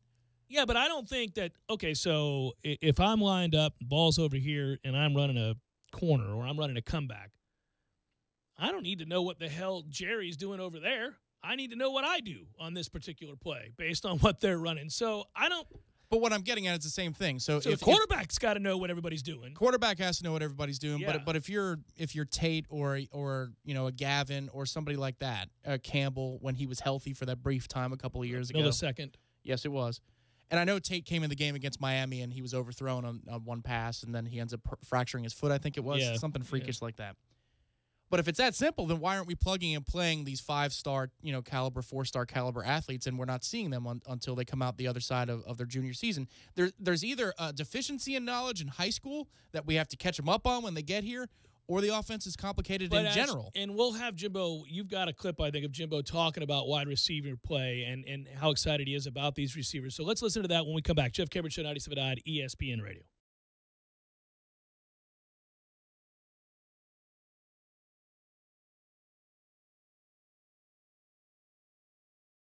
When you're in need of auto repairs, look no further than Nice Tire and Auto Service. Nice has been in business for 16 years with long-term, knowledgeable sales associates. They have the latest wheel balancing machine in the industry. And for passenger vehicles, they service AC, brakes, suspension, tune-ups, and much more. Never sit through a long wait. Nice Tire and Auto has 10 service bays to get you back on the road quickly. If you have tire problems, check out their large inventory with various Goodyear and Michelin tires. Nice Tire and Auto Service, 4792 Bluntstown Highway, 574-4100. You can tell a lot about a tractor by its warranty. That's why Mahindra makes the toughest tractors on earth. With steel, not plastic. Backed by the industry's best limited powertrain warranty, period. Not 5 years, not 6 years, but a full 7 years on select models. No wonder the other guys are green with envy. No money down, 0% interest, and no payments until July. Available at TNT Supercenter. I'm talking tough, like a state of mind. Tough, like a soldier on the front line. Tough when it gets rough, like my Ford truck. Always enough, I'm talking tough. Franklin Spring Creek Ford. The place to find your next truck in southern Georgia. Hey y'all, we're Chris and Preston from Low Cash. Head to Franklin Spring Creek Ford and see them about all of your vehicle needs. Even the occasional groundskeeper you had no clue was there. But if you think you found every possible hazard out there, think again. The hazard you missed could actually be a killer. It's the spot on your skin, the one that could be skin cancer.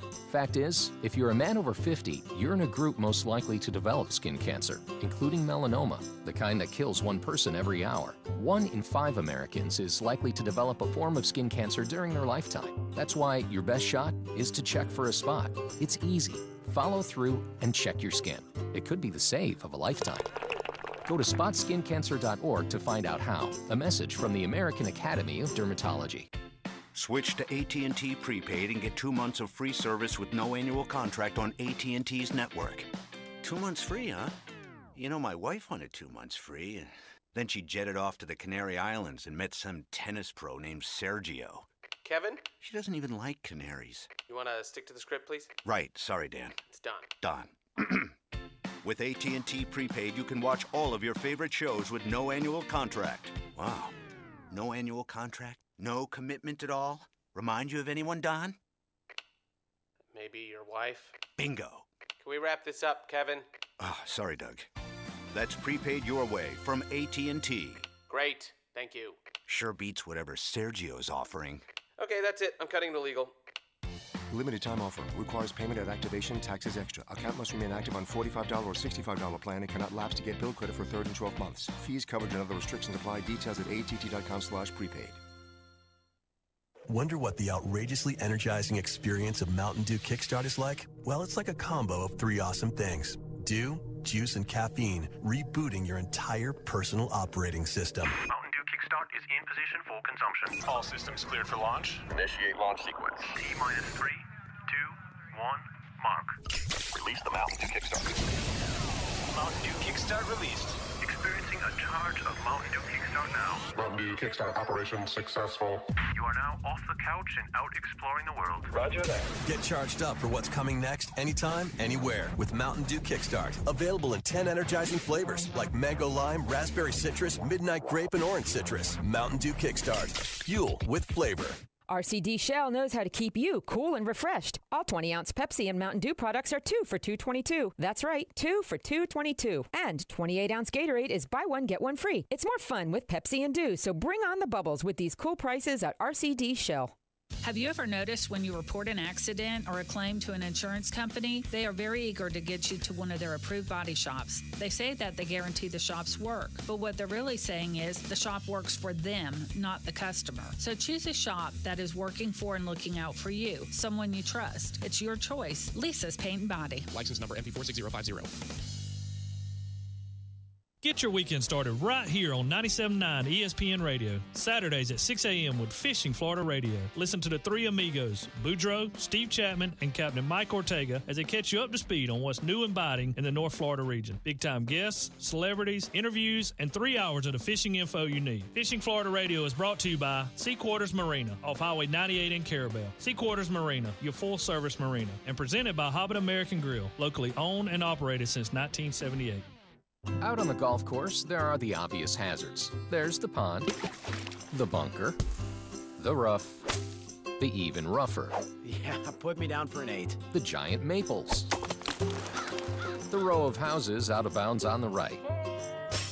The angry flock of geese who surrounded your ball. Even the occasional groundskeeper you had no clue was there. But if you think you found every possible hazard out there, think again. The hazard you missed could actually be a killer. It's the spot on your skin, the one that could be skin cancer. Fact is, if you're a man over 50, you're in a group most likely to develop skin cancer, including melanoma, the kind that kills one person every hour. 1 in 5 Americans is likely to develop a form of skin cancer during their lifetime. That's why your best shot is to check for a spot. It's easy. Follow through and check your skin. It could be the save of a lifetime. Go to spotskincancer.org to find out how. A message from the American Academy of Dermatology. This is the Jeff Cameron Show. Jeff Cameron Show on 97.9 ESPN Radio.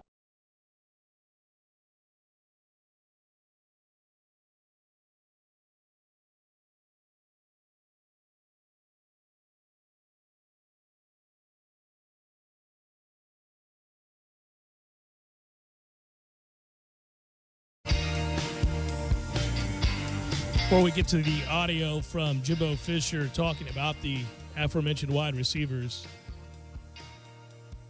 I should make mention that the Major League's best offensive shortstop is going to be out for 6 to 8 weeks. Devastating news for the Astros. Carlos Correa, who has been, first in hits, home runs, RBIs, OPS, everything that matters. Is now out 6 to 8 weeks. Torn ligament in his thumb. Simply swinging a bat. Baseball's cruel. That's brutal. It is. It is brutal. I saw it when it happened. And he just followed through, and you saw him instantly wince, and then he just walked off the field. And it's that when a dude just walks off the field in the middle of an AB or the middle of a pitching, you're like, oh, well, this is. It's because he doesn't want the world to see him crying Yeah, from the pain. he's this isn't good. Yeah. He's a good player. That's an Astros team that's fun to watch. Admittedly, I'm indifferent about the Astros, but watching them play, you get a sense that, they're a good chance they're going to the World Series, but that hurts an awful lot. All right, so we were just talking about Jimbo Fisher and wide receivers and a dearth in receivers being drafted over the last decade or so, and yet the offense is productive, and we've had plenty of quarterbacks go, et cetera, running backs certainly. By the way, I think Izzo's going to have a great year at tight end. Just as an aside, more weapons to throw the football to. Maven Saunders, I think, takes a step forward this year, too. And so the tandem at tight end is going to be pretty special, I do believe. But Jimbo talked about receivers and consistency or a lack thereof. And this was at the ACC kickoff in Charlotte. Pool interview. I think David Hale asked the first question. I think the audio is from War Chant. Want to give credit where credit's due. Here you go. Do you feel like you've got a receiver this year that's ready to kind of make that next step? I think our receivers can be very good. I'm very high on Nooney. I think when he focuses and plays well and structures himself, he can do everything he wants. Auden has really developed himself as a route runner. He's big physical body, great ball skills. Keith Gavin, extreme. I don't want to put pressure on him, but Keith has all the tools to be a great player. Can run all the route trees fast, can run, make big plays, catch a ball, that way. And Phillips, he's got him, and then George is still banged up. He's hurt, but trying to recover from that. And then those young guys coming in, see how they do. But those guys there can be really good players now. Can be really good players. It seemed like, were you more challenging Naquan in the spring, or more trying to give him confidence that, hey, you can be that guy? Both. He can be that guy, but again, you got to be that guy every day. You got to go out and do things right every day. It's not complicated. I go back and everybody says, Michael Clayton caught 60 balls as a freshman. Josh Reed's the all-time lead receiver in SEC history. The first year he caught 80 balls. He played 2 years as a receiver. He's leading. It doesn't take long. Dwayne Bowe did it as a freshman. Parker and them did it. Preston did it when I put him out there right off as a freshman. Rashad did it. All those guys. It's a commitment. Again, you got to be able. And I'm not saying he's not, but he had to learn that. And when he does it, man, he's special. He really is. And it's not a character thing, but just you got to compete every day. You got to play every day. And guys are going to ride. You beat them one day, they're going to come back the next day and play you. You got to be willing to take your game to another level. Kelvin was kind of like that, where it just KB did, and it took him a while. It took him, the first year, because he never got to play because of the screwed up. That was a bad thing on the NCAA part. That was not his fault. Where he had to play like as a red shirt, he couldn't play. Then the next year he had to learn. He hadn't played in 2 years, and he had to learn consistently. He still had 30 balls, but then he said, "Okay, all right, I'm going to do everything you say." Boom, changed everything. Boom got paid, but he's also a big dude and a matchup nightmare. I don't know. Certainly, there's nobody on this team that's like that right now. Auden Tate's not that player, even if he's the big receiver on this team. But Keith Gavin has the body type to be an all-world player. There's an explosiveness to Naquan Murray's game that we've seen, unfortunately not consistently, and that's what he's referencing there. You know, I do worry about the depth of receiver. You've got the aforementioned trio of Murray, Gavin, and Tate. Devontae Phillips, I don't know that you're ever going to trust that he's come around. I mean, we hear the same story all the time with him. George Campbell is hurt in perpetuity. You know, I mean, I'm not blaming the kid. It doesn't mean to sound bitter, but you can't pencil him in and think that he's going to be able to play. Who the hell else do you have? DJ Matthews, who do you have that you feel real good about if I'm just saying I'd like to know that there is a group larger than those three. I hear you, and I agree, because if you suffer an injury to any one That's of what those I mean. three, That's that's the problem. Yeah. But it wasn't that long ago when we saw Nick O'Leary line up in receiver sets. You know, he wouldn't be attached to the line of scrimmage, and maybe Maven Saunders is the type of guy that could do that where Izzo stays in the block. Sure. No, I agree with that, and I think we're going to really utilize our tight ends this year, and you know, I like Izzo a lot, and I love Saunders. If he gets it and he can be tough, then yes. But it's not. We don't have a plethora of receivers. Let's just put it that way. That you believe in, and I need. And here's the problem. What has Auden Tate really done? I mean, we're largely looking at him and saying, just from a potential standpoint, because you get a glimmer here and there, and you go, and that body type, you say, okay, well, that could be great. Or good. It could be very good, anyhow. It could be a matchup problem. Naquan Murray's the one right now that you would think has the biggest immediate impact right off the bat. It's going to be the stud, the guy. You trust him week in and week out, or you hope you have to. He has to take that step. That's why Jimbo's talking about him. He has to be the guy, and he can be great. Keith Gavin's the guy that's got to take the huge step forward where you will really get a lot of productivity out of your wide receiving core if he does, because he's the guy that, you know, since he signed, I've said, freak, that's the guy you see at Alabama. That's Julio Jones. Now, I know that sounds crazy, but body type-wise, that's freakish. He looks like he belongs in the NFL, has from day one. But it's not crazy because that's who Alabama recruited, and that's what they said they'd want to use him as. I mean, that's what they said to the kid. No, Keith Gavin is freakish. Yeah. And you know, it's funny, just you want to talk about the physicality. I can't go back and watch him run over that kid from Michigan on that kickoff return enough times to satisfy me. Every time it makes me laugh. Just because the kid literally bounces off of him as if he's a small child. And I bring that up not because it was a plus play for Florida State, and it was. It went from being a disaster to a huge difference maker in the game. But it's a little glimpse of, if he puts it together and gets it, what his body type can achieve. He could put up huge numbers after the catch. He's strong. He's going to be hard to get to the ground. Yeah, and then once that locomotive gets moving too, I mean, that's the thing. It's you can see with the size and the speed, the blend of those two things, that's a force. That's something that even if you're a casual watcher of football, you go, well, what is that? Because that doesn't look the same. Well, it doesn't look fun to tackle. And then, you know, if you pivot over to the recruitniks and people who say, well, if you're looking for a candidate out of this freshman class to at least give you 15 to 25 catches on the year, then DJ Matthews is that guy. And he might fit the roster and what we have right now, given that he's a smaller type player. And so maybe he can run some more underneath things while your bigger bodies go stretch the perimeters of a defense and what they have to pay attention to from just a scheme standpoint. But it's hard to say because you haven't seen him here yet. So that's impossible to know. So, yeah, as we sit here on July 18th, and he could go through all the strength workouts in the world. We've heard legends of players in strength workouts about how they're going to be the next big player, only to find out that in the spring and summer, that's when you hear their name, but not in the fall.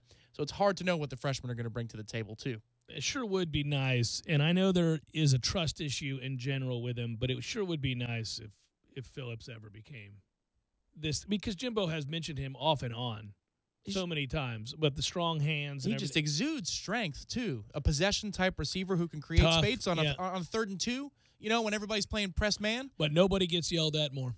Yeah. Nobody gets screamed down and is the root of angst more for Jimbo Fisher than that kid. Well, I think that gets back to the first segment of this hour, too, which is, okay. Why is that? Why can't? How many people do we have to scream at?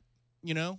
Well, but I don't care. I mean, I have a sense that the 2013 group, which was all kinds of productive and was all world and record setting, if we had been able to be at practice on a daily basis, my point was I bet Jimbo is always on it's the root of our dolls discussion. I just think that as a former quarterback and a guy who wants execution to be just crisp, consistent, his frustration, a guy doesn't get enough depth on his route, guy does one little thing wrong, he's more apt to attack that, be very vocal about that, than he is certain elements of the game, other elements of the game. So I think we're just inclined to kind of gravitate towards that discussion. But what about the ownership that the quarterback has to take of that relationship, too? Well, and this is where, and you're right, and this is also where that's a balancing act for an offensive coach, a head coach, a guy that's a quarterback coach.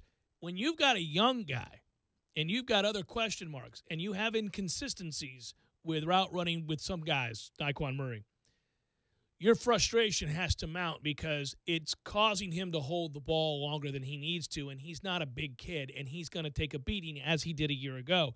But so that first year, you massage that situation. You might deflect blame even when the quarterback holds the ball too long. You might deflect blame on him because you're trying to build him up. You're trying to get him here rapidly, so you'll put it on a tight end running the wrong route, missing a block, whatever it might be, a back in the backfield missing an assignment, whether that's the offensive line being a turnstile on a particular player, or a receiver running a wrong route by a matter of feet, or something along those lines that causes just that hesitation, which leads to the incompletion and or the sack. But he doesn't want to take away the confidence building of a young quarterback, so he puts the blame elsewhere. I think I think this year you'll see it shift a little bit, because I do believe you're going to get more consistency from the wide receiving core. And he's had a year now, and he puts in the work, meaning DeAndre. You can't hold the ball the way he did a year ago. A lot of those sacks, I have to believe, I know Jimbo will tell you that it's a variety of problems, but a lot of that was just on him. He is so tough, and I admire this quality about him. He's willing to hang in there and take shots time and again. And he'll wait till the very last second. He trusts his arm because he's got a good one. And he trusts, obviously, that the receiver's going to break open at the last moment, and he wants it to be a big play, and he's willing to sacrifice his body for said big play. Can't do that, young man. You're not going to get through 3 years as a starter potentially here, taking the shots you took a year ago. It just can't happen. You got to get the ball out of your hand. Yeah, it builds equity. And, of course, we talk about what Jameis was, and you almost have to put that in you do have to put that in a separate category. We're never going to see the offense run as efficiently as it was run with Jameis Winston. It's just never going to happen again under Jimbo Fisher. It won't. But I think what populates in most people's minds when you say run is snap to throw and the mechanics of a play that you see. But it also matters distribution. It matters the trait that we often talk about, where Jameis would force a couple of passes KB's way early in the game. Yeah, get him in the game. Because you've got to manage personalities. You've got to be a little bit of a Joe Torre. You can only do that when the understanding of the offense is so second nature. It's back here. You understand it so much so that you can start working on other elements in terms of the psychology of the position. That's crazy, right? But even though there is equity built up through toughness for Francois, and his teammates have to say, well, if that guy's willing to go that mile, then I must go for this days, mile. Right? He still has to have an ability here to manage the different personalities of the different receivers, when to push, when to pull. The head coach has to know that. The receivers coach has to know that. Yeah. But the quarterback has to know that. And he also knows that it's okay to live to fight another day. Get rid of the ball. I mean, if it's not there, it's not there. Sometimes the defense wins their share of plays. They're on scholarship too, as Jimbo likes to say. Sometimes it's just not there. They guess right, whatever it might be. And if it's not there, don't hold on to it and wait to get hit or wait for something to develop and then get hit. Throw it into the next week. And it's 2nd and 10, and we'll move on here. You can't keep getting hit like that. He won't survive another season that way. He's not a big dude. Correct. But if you have to have a word with one of your teammates, you've got to be able to have that word. Well, and not do so in a way that has them shut down on you. That's where Jameis was so good too, and that's a nuance. Yeah, but it makes a difference. You think he's that guy? I don't know. That's why I'm raising the point. I don't. I mean, at some point, Jimbo can yell at you enough, but then when he walks away and there's silence on the bench, and 12 is sitting next to you, what's 12 going to do in that moment? I don't think is he going to elevate you? Well, and I don't think we can know. We're not there, and we're not. It's not out of laziness. We're just not allowed to be there. So I don't know. Now you can figure it out. You can chip away and get an understanding, each week that you have the availability of players and you can ask certain questions that might give you a glimpse into that relationship building you're talking about. But right now, we don't know. And because DeAndre and really that group a year ago just didn't have a lot to say because they were all kind of growing together. There was a lot of, first of all, the presence of Showtime's cameras. So they weren't going to say anything out of school. They weren't going to say anything to anybody with those cameras running. And then secondly, because he was a first-year quarterback starting, everybody was just trying to figure it out. I don't think, now, obviously you don't get that break again, but whether or not we'll be able to figure out the dynamic of that relationship, that's only going to be week to week if we get guys to open up. Nyquan Murray strikes me as a guy that would certainly likes to talk. Well, yes, and also the TV cameras. If something's going wrong, how do things look over there? What's the body language like? Because you could be demonstrative and elevate a guy if you're on the level with him, if you forge that relationship. It's just, yes, these are a whole lot of intangible things, but these are going to be important as the season. If you're looking for consistency out of Nyquan Murray, it's not just Jimbo screaming at Nyquan that's going to make it happen. It's going to have to be teammates along the way saying, my man, here's why it's important. Cam would have been in the clear if you make your block, something along those lines. Well, here's why it's important, because we think the team at other positions, other segments, is capable of making a college football playoff run. So in 2013, there was no question about really the starters, save for whether or not Jameis could handle the pressure of being a first-year starter. But he was surrounded by dynamic athletes, depth, talent, and leadership. And the leadership was everywhere. Now, it turned out he was a huge leader too, but Jimbo's always quick to point out that Telvin would talk to you in a heartbeat. You had guys all over that field that had been there, that had helped rebuild Florida State, and if anybody got out of turn, they were dealt with, and it wasn't solely by Jameis. Who are those guys on this team? Who are they on the offense? That's what I mean. Because I think they're all over the defense. It's Derwin James on the defense. I mean, the buck stops there, right? That guy. But there are others. Obviously, people are going to listen to Nottie. By now, Sweat should have built something up. You have veteran linebackers. I don't know that Matthew Thomas can say anything to anybody with the time that he's missed in his career, but there are people everywhere. Nate Andrews was on the 99 team. He can talk about the 2 national titles he's won. But yeah, so you've got plenty of guys on that side. Who are those guys on the offensive side? And really, you could even glean that might have been a problem a year ago, because I don't think Rudolph was a leader in that way. And Dalvin was always quiet. I mean, Dalvin should have been the guy from a productivity standpoint, but he's just so quiet. He kind of just led by his work ethic. Certainly, he was always in shape, came in shape. Even when he was suspended, he came back in great shape, was ready to go. Played through pain, all those things. Who would it be on the offensive side? Yeah, Dalvin developed into something of that towards the end of the year, but make no mistake, for Ole Miss and Louisville and South Florida, man, he was along for the ride. He was trying to get right. Yeah, but that's what I mean. There were no clear-cut candidates for that role. I mean, that you would say, or people who could fulfill it. Yeah, is DeAndre that dynamic of a personality? Because, again, from the glimpses we saw last year, he likes to be off in the film room. He is an off by himself kind of guy. It's not a matter of work ethic, which you can lead through that. When you're the first one there and the last to leave, and you're tough, there's an inherent leadership quality to that. But most quarterbacks, at some point in their career, whether they want to be that guy or not, take hold of their team, and they do so verbally as well as all of the work we're putting in and all the time that we're putting in the weight room or in the film room or whatever it might be. You do so because the offense becomes yours, and you are the unquestioned leader of it as the man who touches the ball on every play, and you dictate terms. When guys don't run right routes or guys are loafing or whatever it might be, that conversation can be had without the negative impact that you're talking about. And, not every quarterback that comes down the pike has that. And when you get a guy like that, I mean, certainly Jameis was that for us, and Deshaun was that last year for Clemson, and you see it. Plus, they had Gallman on that side of the ball, and I don't think anybody was saying a damn thing to him. And they had Williams and other guys. That's when it's ideal. That's when you can go on a championship run. But if we're sitting here talking about a college football playoff run and beating the likes of Alabama, on that side of the ball, there's going to have to be a guy. And I think we all think it has to be DeAndre, and we don't know. We don't know if that's his personality yet.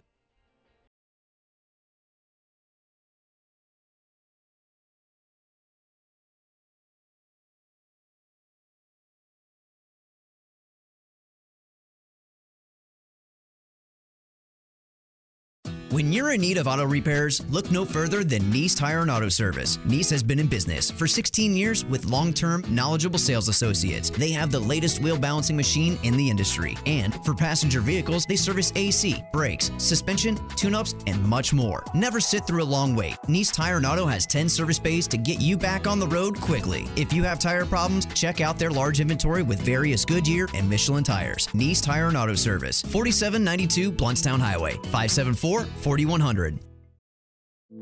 You put your mower through a lot. All that back and forth can add up to thousands of miles. That's like mowing cross country. Gravely commercial mowers are built for all-day performance, helping you get the job done mile after mile. Gravely, built to mow the distance. Get your Gravely motor only at TNT Supercenter, your one-stop shop for work or play. 14585 Highway 19 South, Thomasville, Georgia. TNTSupercenter.com. I'm talking tough, like a state of mind. Tough, like a soldier on the front line. Tough when it gets rough, like my Ford truck. Always enough. I'm talking tough. Franklin Spring Creek Ford, the place to find your next truck in southern Georgia. I'm talking tough. Hey y'all, we're Chris and Preston from Low Cash. Head to Franklin Spring Creek Ford and see them about all of your vehicle needs. Boy. Yeah, but I've never even been on a horse. It's not my place to be on a horse. I agree. And the horse thanks you. Gordo's, bringing the flavor and flair of Cuban food to Tallahassee since 1996. Charlie is all over the place. He's so unorganized. How do I get him to be more responsible with his academics? I've tried everything. Hi, I'm Lance Davis. Let Engaged Academics help your child learn how to work through these common issues. Visit engagedacademics.org for more information. That's engagedacademics.org. It's been called shell shock, war neurosis, and battle fatigue. Today, we call it post-traumatic stress disorder, and it affects 1 out of every 5 warriors returning from battle in Iraq and Afghanistan. The Wounded Warrior Project offers comfort and support for warriors with PTSD and all other scars of war, whether those scars are visible or hidden. Find out how to help, because for warriors, the greatest casualty is being forgotten. Please visit woundedwarriorproject.org. You're not like anyone else on campus. You are a denim-devoted gastronomy major nap machine, and you think you nailed your back-to-school shopping. Fresh denim, a microwave and a coffee maker, a plush new body pillow, and a stack of fresh sheets. But did you check eBay? If you did, you'd see that eBay has deals on the whole back-to-school checklist. And just like that, you realize that your Friday night fun could have had a lot more funding. Go back to school like nobody else. eBay. Fill your cart with color. The Jeff Cameron Show, Wake Up War Chant, Seminole Headlines, and The Front Row. All available in one easy app. The all-new WTSM app. I'll try that. Download today.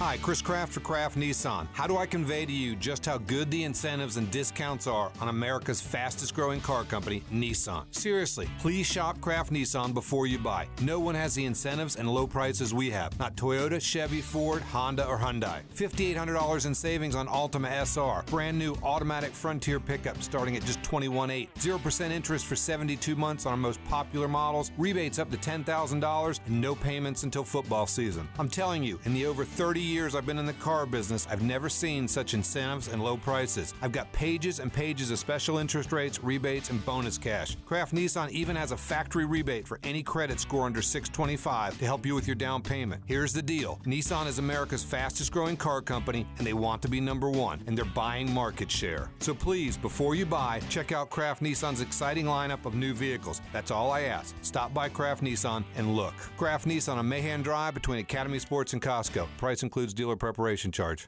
Tallahassee loves the corner pocket as much as a crystal ball winning catch. He's looking, he wants it to the end zone. It's Benjamin! Touchdown! With 13 seconds left. The 97.9 ESPN radio special is a must-have every Monday and Wednesday at the corner pocket. 10 mouth-watering wings, a fresh side of fries, and a chilled domestic pint of beer are just $9.79 all day long. Be sure and try the fish blend of sauces, a true wing eater's favorite. The Corner Pocket Bar and Grill. He's gone! Home of Trivia Tuesday, Beer Bingo Thursday, and the daily $7.99 lunch special. Tonight, from executive producers Mark Wahlberg and Stephen Levinson. They're looking to kill some Marines. Not some Marines, us. We're being hunted. Comes an all-new season of Shooter. I'm gonna fix this. You're a good enough Marine to know you can't win this fight on your own. A hero's war So much for fading into the background. never ends. I'm not trying to be anybody's hero. Ryan Phillippe stars in Shooter. Party's starting, fellas. Season premiere tonight at 10/9 Central, right after SmackDown Live on USA Network. Individuals and businesses with tax problems, listen carefully. If you owe over $10,000 in back taxes or have unfiled tax returns, U.S. Tax Shield can help you take back control. The IRS can seize your bank accounts, garnish your paycheck, close your business, and file criminal charges. Our team of tax attorneys can stop collections and get you protected. U.S. Tax Shield offers a price protection guaranteed quote to get you protected today. U.S. Tax Shield is A+ rated with the BBB, so call 800-466-9625. U.S. Tax Shield, 800-466-9625. Live from the Dale Earnhardt Jr. Buick GMC Cadillac Studios in the capital city of Tallahassee, this is the Jeff Cameron Show on 97.9 ESPN Radio. Lawn Maintenance Tuesday, presented by Miller's Tree Service. Call Miller's today at 894-TREE. That's 894-8733.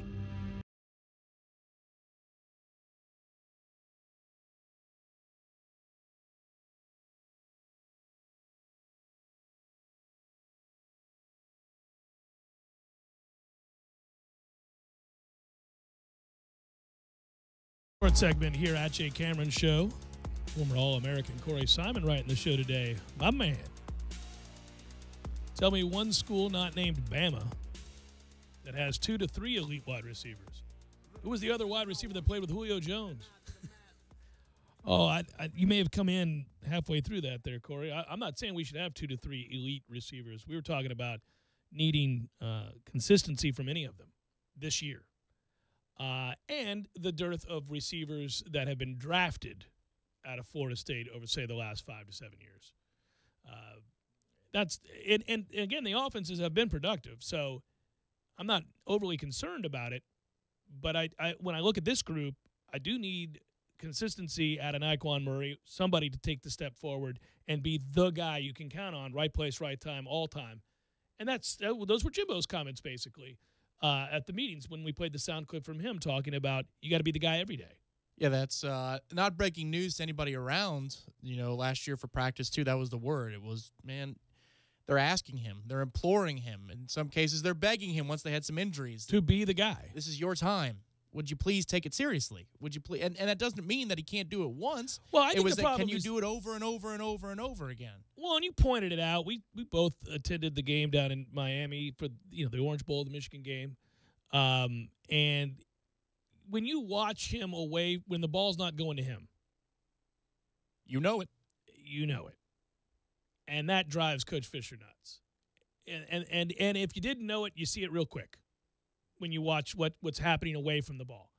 And that's the kind of stuff that Jimbo's saying you got to clean up. You got to be the guy, because oftentimes what you do will allow these other guys to be open. You've got to clear. You've got to do these things. And if you're not going to do that, then I can't trust you. And if I can't trust you, then I can't, you won't be the star that you should be. Your athleticism suggests you should be. And Jimbo has to be able to trust those guys. And I'm not saying he won't. He could be the guy.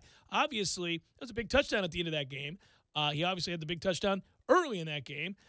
He's a guy that, you believe if he takes that step, the maturity is there, and he understands what they're asking him to do and become. Well, he could have a huge season. Obviously, that has to happen. But they don't have a ton of with George Campbell still being hurt and the inconsistencies of Devontae Phillips. When you just have 3 guys we know about and you feel good about needing to improve and really nobody else that you're real sure about, it's just a feeling of uneasiness. Well, let's be honest. You really feel good about Gavin? Like, can you trust him in the Alabama setting yet? You could trust his size all day long, but what have we seen from him? He's not playing from scrimmage. He didn't. We don't really have. But how many examples of him playing? No, I don't know. 12 plays? The offseason has to be incredibly productive for him because physically he's a freak. And we've predicted greatness from the day he stepped foot on campus, which was only last year, for first year. So, again, remind yourself, it's been 1 freaking year. He's wow, is he gifted, though. That's the urgency that college football fans feel, though. Well, right, especially when you open with Alabama and everywhere else on the field, you think you've got enough to maybe make a run at a college football playoff. Sure. Well, you see a lot of juniors leave, and you think, man, if he is what we think he is, You're only going to get him. I don't need him for 10 games. Let's get him for 25. You know, and if he needs to grow for the first 5, let's have him play for the first 5 and grow. You want him out there. Yeah. Final hour forthcoming. Stay with.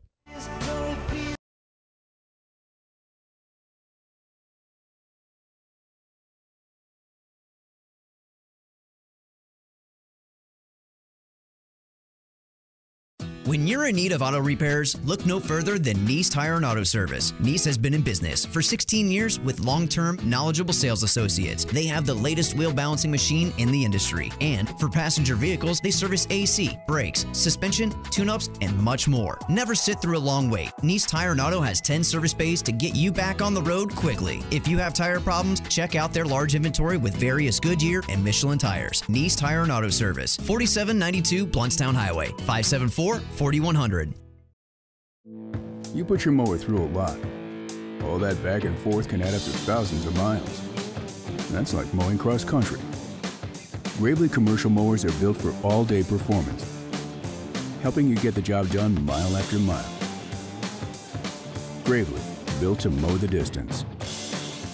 Get your Gravely motor only at TNT Supercenter, your one-stop shop for work or play. 14585 Highway 19 South, Thomasville, Georgia. TNTSupercenter.com. I'm talking tough, like a state of mind. Tough, like a soldier on the front line. Tough when it gets rough, like my Ford truck. Always enough. I'm talking tough. Franklin Spring Creek Ford, the place to find your next truck in southern Georgia. I'm talking tough. Hey y'all, we're Chris and Preston from Low Cash. Head to Franklin Spring Creek Ford and see them about all of your vehicle needs. Fun with Pepsi and Dew, so bring on the bubbles with these cool prices at RCD Shell. Might I suggest the chicken taco salad from Banditos Burritos, my friend? This Day in Sports, brought to you by Superlube, 19 Tallahassee area locations. Quick, convenient, no appointment necessary. Get your history lesson weekdays at 5:30 during the Jeff Cameron Show, right here on 97.9 ESPN Radio. Attention investors, protect your IRA or 401k by storing your retirement at home with an Augusta Home Delivery Gold IRA. Call Augusta today at 888-852-4788 for a free guide on transferring a portion of your IRA or 401k into approved physical gold and silver coins and store them in your safe at home or at your local bank. Call 888-852-4788 today and discover how you can get up to $2,000 in silver free. Call 888-852-4788. That's 888-852-4788. There's no greater pain a parent can suffer than losing a child, and yet heat stroke deaths in hot cars are on the rise. The temperature inside a vehicle can reach deadly levels in just a few minutes. Leaving windows cracked does not help. These preventable deaths can occur even when the outside temperature is as low as 57 degrees. Never leave your baby or child in a vehicle, even for a short period, and always check the back seat before you get out of the car. Where's baby? Look before you lock. For more information, go to nhtsa.gov/heatstroke. If you're looking for a heavy-duty utility tractor at a compact price, look no further. The Mahindra 41-horse 4540 is the one for you for only $11,995. Pound for pound, horsepower for horsepower, the Mahindra 4540 tractor can push more, pull more, and lift more than any other tractor in its class. Hydrostatic power steering, industry-leading, zero-deductible, 7-year limited warranty. TNT and the Mahindra 4540 tractor making the competition green with envy. 14585 Highway 19 South, Thomasville, Georgia. 229-228-5297 or online at tntsupercenter.com. Cornerstone and DeWalt FlexVolt. Power of corded, freedom of cordless. Buy any of the following DeWalt T1 FlexVolt kits for only $2.99. 60-volt max grinder kit with battery pack, 60-volt brushless recip saw kit, or 60-volt circular saw with brake kit. And add one FlexVolt 60-volt battery pack for free. A $149 value and a Cornerstone-only exclusive. Check out the sound of silence. Almost. Power of gas without noise and fumes. Cornerstone Tool and Fastener. Your DeWalt FlexVolt Center. 1110 Stuckey Ave and 3269 Crawfordville Highway. Tallahassee location open Saturdays, 8 a.m. to noon. Broadcasting live from the Dale Earnhardt Jr. Buick GMC Cadillac Studios. This is 97.9 ESPN Radio. WTSM, Woodville, Thomasville, Tallahassee. ESPN Radio Sports Center. I'm Christine Lisi. Right now, ace Clayton Kershaw takes the mound for the Major League leading Dodgers tonight against the White Sox. LA has won 9 straight games. Kershaw seeks a Major League leading 15th win on the season. Dodgers have won his last 13 starts. Pirates outfielder Starling Marte, reinstated from his 80-game PED suspension, will bat leadoff against the Brewers. Bartolo Colon makes his Twins debut against the Yankees, 8 Eastern on ESPN. Colon making his debut for his 10th career team. NFL, Cowboys owner Jerry Jones says he's talked to running back Ezekiel Elliott about his latest off-field incident, but not to anyone with the league about a possible suspension. He said Elliott's still adjusting to the spotlight about becoming a star NFL player. Jones really said little else about Elliott's alleged involvement in a disturbance at a Dallas bar Sunday night. No arrest made. Police continue to investigate. NBA, ESPN's Adrian Wojnarowski reporting Manu Ginobili finalizing a return for his 16th season with the Spurs. He will turn 40 next week. Experience why for nearly a century men have trusted Barbasol for a close, comfortable shave. Whether it's extra moisturizing with vitamin E or soothing aloe, all you have to do is sit back and bask in the glory of your close shave. You're looking good, America. You're shaving with Barbasol. Live from the Dale Earnhardt Jr. Buick GMC Cadillac Studios in the capital city of Tallahassee, this is the Jeff Cameron Show on 97.9 ESPN Radio. Lawn Maintenance Tuesday, presented by Miller's Tree Service. Call Miller's today at 894-TREE. That's 894-8733.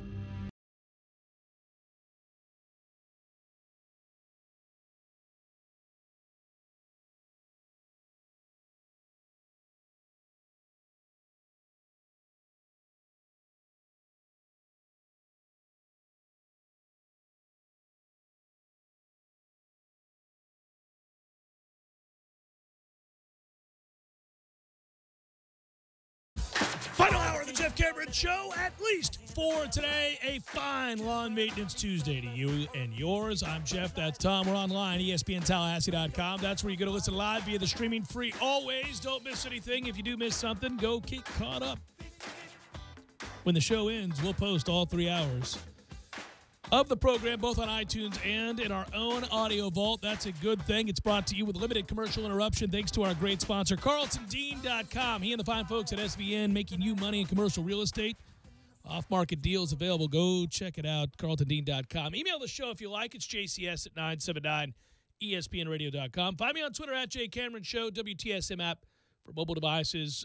Also, we're on YouTube. Go to ESPN Tallahassee on YouTube, and you'll find the feed. You can watch the show being performed if that's your cup of tea. All football the time today. Just thoughts, just ruminations about the season at hand, areas of concern, other areas of, I guess, confidence, and everything in between. I think what happens when it gets heightened here, when you're talking about segments of your team that you trust or don't trust, it can certainly come across as, I think, this idea that, oh, well, if you criticize this grouping, this segment, you don't believe that they're going to be good enough. Well, it's relative. Good enough to win 10 games? Yeah, sure. I think Florida State goes in almost with their eyes closed in most of our mind as a 10-2 type team, worst case scenario, 9-3 worst case scenario. I don't know.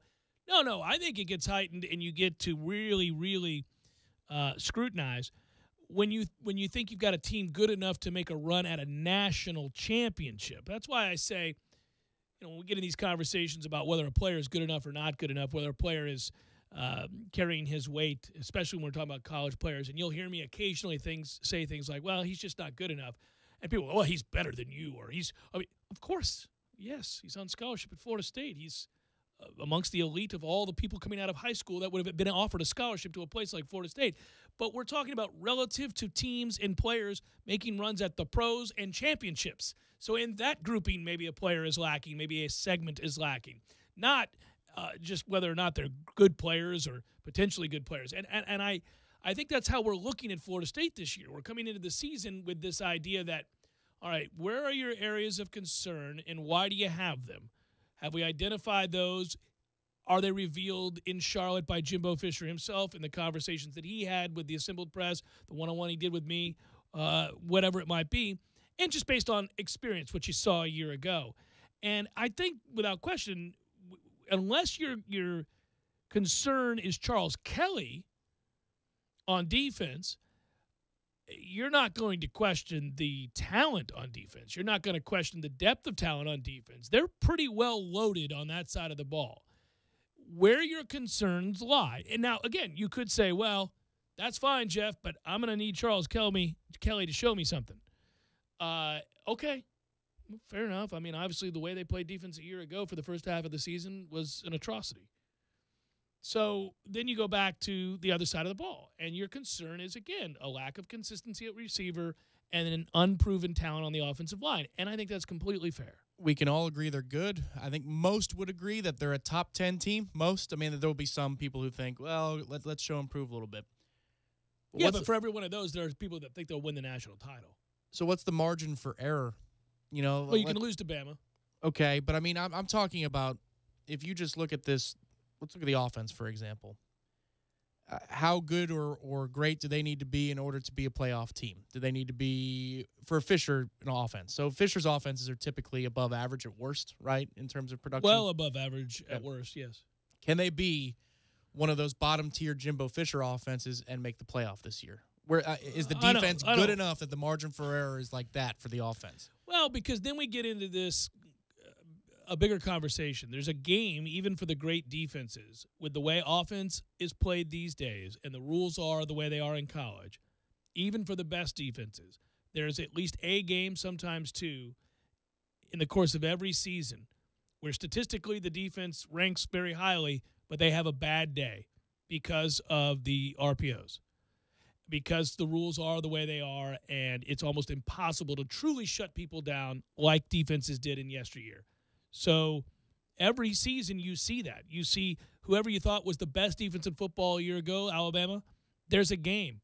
Hell, one of them is the national championship game, where it just doesn't work out, where because the rules are the way they are and the game's called the way it's called, offenses are able to move the football.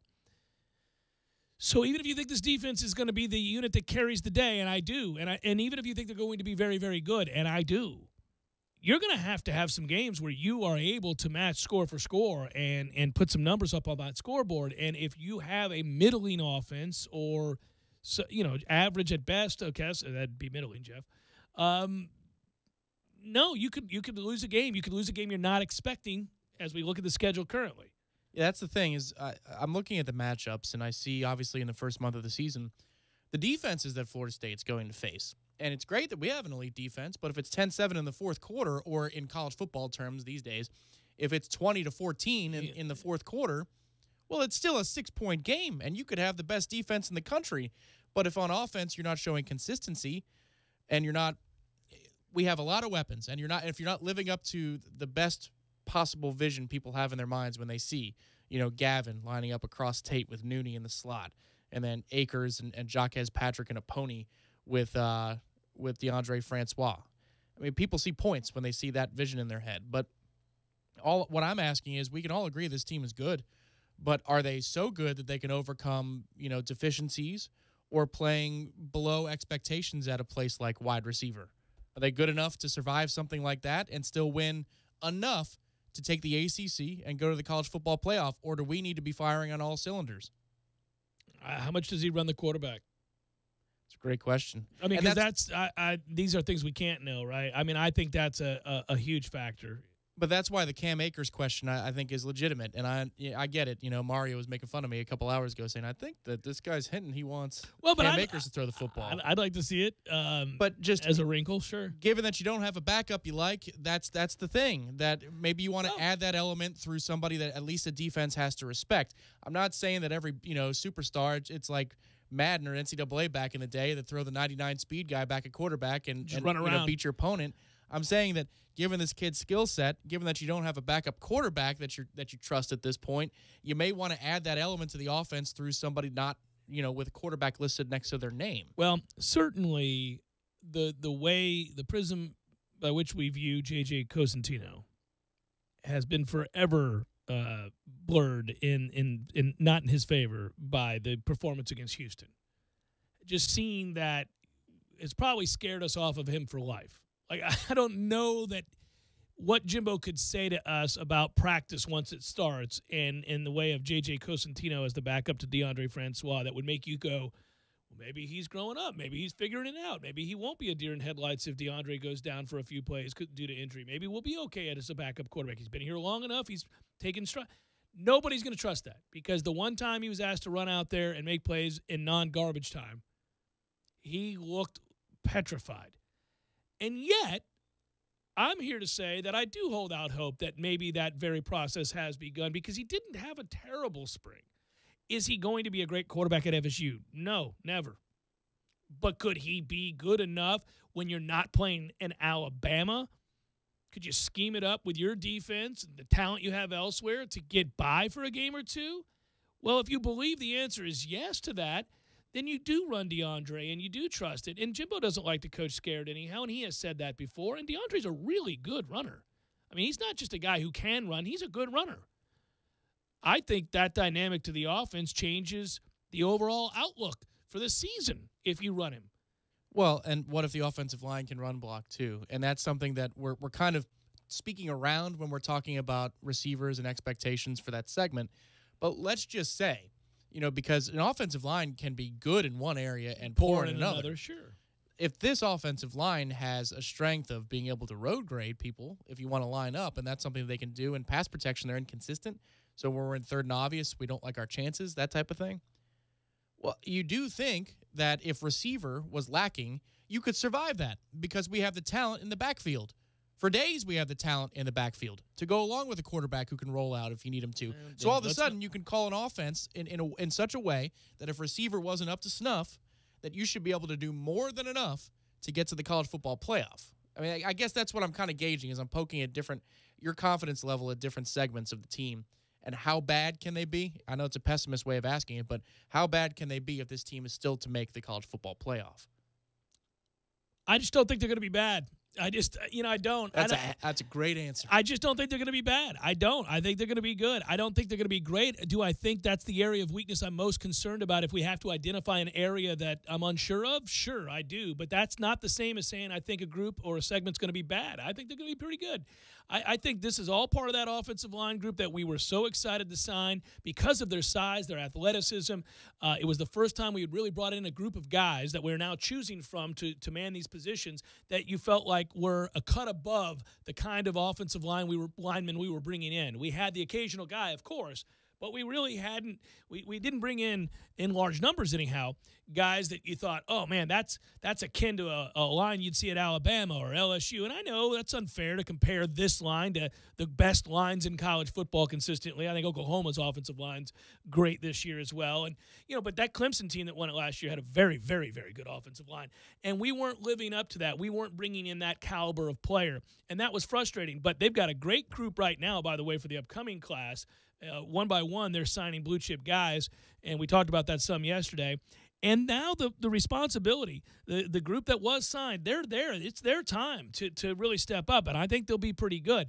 And I do think Jimbo's going to run DeAndre more this year, and I think he's probably leaning in that direction. He's watched as basically all of college football, including people who he does admire, like Nick Saban, and choose to go that route. It works. It's the college game, not the pro game.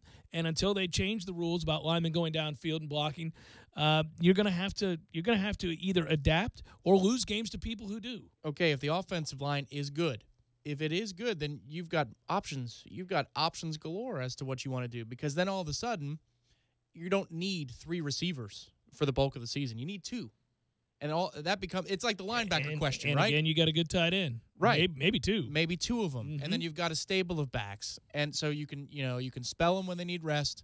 You don't have to rely on somebody for 25 touches a game, and you have different backs for different situations. If you want a home run, you got Rasul out there. If you want to move the pile, Jacques Patrick can do that for a yard or 2, and he can do more than that. Maybe Cam's both. Maybe Cam is both. So all of a sudden, things get pretty exciting. It's like the linebacker question when we say, good Lord, where is the depth at linebacker? And they rightfully, Jimbo will say, well, you only need 2 of them out there. I only need 2 at a time. Mm-hmm. So, yeah, while you're right, we don't have 6 or 7. I really only need about 4 or 5. By the way, on that note, I liked Dontavius Jackson. I think Matthew Thomas, obviously, the what you saw at the end of last year, he's got to get paid, so I would imagine he's locked in. You've got Hoskins is Hoskins. But if you're talking about Hoskins as one of three when you're playing two, then you like your chances because that the idea of elevating play. Sure. The nastiness of one Emmett Rice, maybe? He is nasty. Let's see if he can find consistency. I like him physically. But you're right. I mean, he's going to – I do – now I'm getting excited because I do think that what we were just talking about on the offensive side, the need for just two wide receivers to really emerge and play at a pretty high level. One in particular with another one showing some consistency, coupling that with running the quarterback, plenty of talent and depth at the running back position, a bigger, stronger offensive lineman. Let's see what we are at center. Is it Alec Eberle? It's the annual, who's our center? Can I trust my center? We ask our center to do an awful lot in this scheme. This is the part of the year where I don't sleep very well. Yeah, this is the time where you start getting very, very concerned. But again, even there, with Bavion Johnson snapping so much better in spring and everybody talking about him coming along big time there, you might have options. It's not just whether or not Eberle's healthy coming off of surgery. Could he be a guy that, maybe he's not even the guy, I guess is the point. We don't usually have options there. We're usually very concerned about no options. Yeah, the last time we had options, it was Ryan McMahon. Well, no, I'll finish that thought in a second because I see you shaking your head as I said the word Ryan McMahon. I was like, don't do that. No, but we thought we did because Barron was backing up Stork in the championship season, and it turned out Barron was okay. But we thought we had a much better, safety net if somebody went down back in the championship season. But McMahon was what he was. Rodney Hudson was the best center on that team. He just happened to be playing guard on that 2010 group. Yeah. And that was a group that ran was for on roller skates. 1,500 yards, though they ran for that season as a committee. Yeah, no. She got me in a bad mindset when you're starting to bring up the names of the lost decade. Just certain guys that, good God Almighty, he had to scheme around that too. You brought up Bud Thacker, so Well, but I quickly moved on, and I was in a good headspace right here while we were talking about this offense, and then you have to go bringing up some things there that you remember watching every play against was it Virginia Tech when we were up there? I'm like, oh, good Lord. Well, yeah, that was kind of so. It was kind of akin to watching O'Leary line up at the end of the line of scrimmage. Trying to block people. Oh man, especially trying to block. Not in space, you know what I mean? Like at the line. It's who was the guy that snap the ball and whoa? Well, who was the guy that I don't know? You want to do that to him? We'll just move on. Jeff Cameron Show 97.9 ESPN Radio.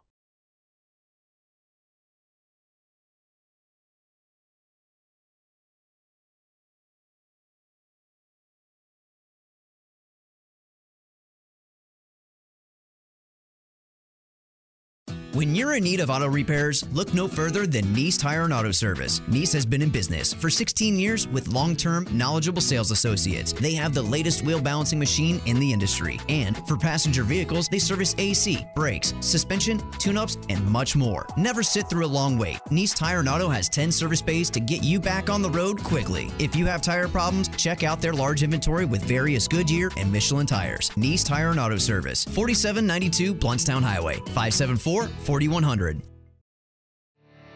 You can tell a lot about a tractor by its warranty. That's why Mahindra makes the toughest tractors on earth. With steel, not plastic. Backed by the industry's best limited powertrain warranty, period. Not 5 years, not 6 years, but a full 7 years on select models. No wonder the other guys are green with envy. No money down, 0% interest, and no payments until July. Available at TNT Supercenter. I'm talking tough, like a state of mind. Tough, like a soldier on the front line. Tough when it gets rough, like my Ford truck. Always enough, I'm talking tough. Franklin Spring Creek Ford. The place to find your next truck in southern Georgia. Hey y'all, we're Chris and Preston from Low Cash. Head to Franklin Spring Creek Ford and see them about all of your vehicle needs. Sarge. Switch to AT&T Prepaid and get 2 months of free service with no annual contract on AT&T's network. 2 months free, huh? You know, my wife wanted 2 months free. Then she jetted off to the Canary Islands and met some tennis pro named Sergio. Kevin? She doesn't even like canaries. You want to stick to the script, please? Right. Sorry, Dan. It's Don. Don. With AT&T Prepaid, you can watch all of your favorite shows with no annual contract. Wow. No annual contract? No commitment at all? Remind you of anyone, Don? Maybe your wife? Bingo. Can we wrap this up, Kevin? Oh, sorry, Doug. That's prepaid your way from AT&T. Great. Thank you. Sure beats whatever Sergio's offering. Okay, that's it. I'm cutting to legal. Limited time offer. Requires payment at activation. Taxes extra. Account must remain active on $45 or $65 plan and cannot lapse to get bill credit for 3rd and 12 months. Fees, coverage, and other restrictions apply. Details at att.com/prepaid. Want to fly somewhere? Looking for cheap flights or cheap tickets? Then call. That's right. Call the low-cost airline travel hotline now for prices so low we can't publish them anywhere. Low Cost Airlines has all kinds of cheap travel deals. Fly domestically and save up to 75%. You can even fly internationally and save even more. Yes, fly anywhere in the world and save a lot of money on your plane tickets. We'll even save you money with cheap travel deals on hotels, rental cars, even complete travel packages. So don't book your tickets until you call us first for the absolute cheapest prices on U.S. and international airline tickets and hotels. Call right now for prices so low they can't be published. Travel experts are here 24/7 to help. 800-298-5783. 800-298-5783. 800-298-5783. 800-298-5783. Stop by O'Reilly Auto Parts and pick up 5 quarts of O'Reilly Full Synthetic Motor Oil and a MicroGuard filter for $21.99. Extend the life of your vehicle and save money with 5 quarts of O'Reilly Full Synthetic Motor Oil and a MicroGuard filter for $21.99. O'Reilly Auto Parts. Better parts, better prices every day. Limits apply. See store for details. O'Reilly Auto Parts. Pop quiz. What's the most important part of a ship? Don't answer. It's the crow's nest. Know why? Complete visibility. I can see what's on the horizon and my crew pulling the ship together on the deck below. That's how I run this ship, and that's why we use Grainger. Grainger helps us keep a clear eye on our inventory, saving us time, saving us money, and helping keep everything ship shape. It's always smooth sailing with Grainger. Call clickgrainger.com or stop by. Grainger, for the ones who get it done. Hey, Wally Woodham here. In 1974, I set the national high school passing record at Leon High with 3,560 yards. Jimmy Jordan here. Wally, I broke your passing record at Leon the very next year. Well, Jimmy, in our 3 years together at FSU, I threw for 22 touchdown passes. Wally, that's pretty good, but I had 39. Well, Jimmy, look at the deal I got at AAA Transmission. That's a pretty good deal, Wally. At least your car's a winner. Don't put off your auto repairs. Stop in at AAA Transmission and ask for owner Tim Pridgeon, servicing Tallahassee for over 30 years. AAA Transmission, 1023 North Monroe Street, or call them at 222-2532. This is the Jeff Cameron Show on 97.9 ESPN Radio.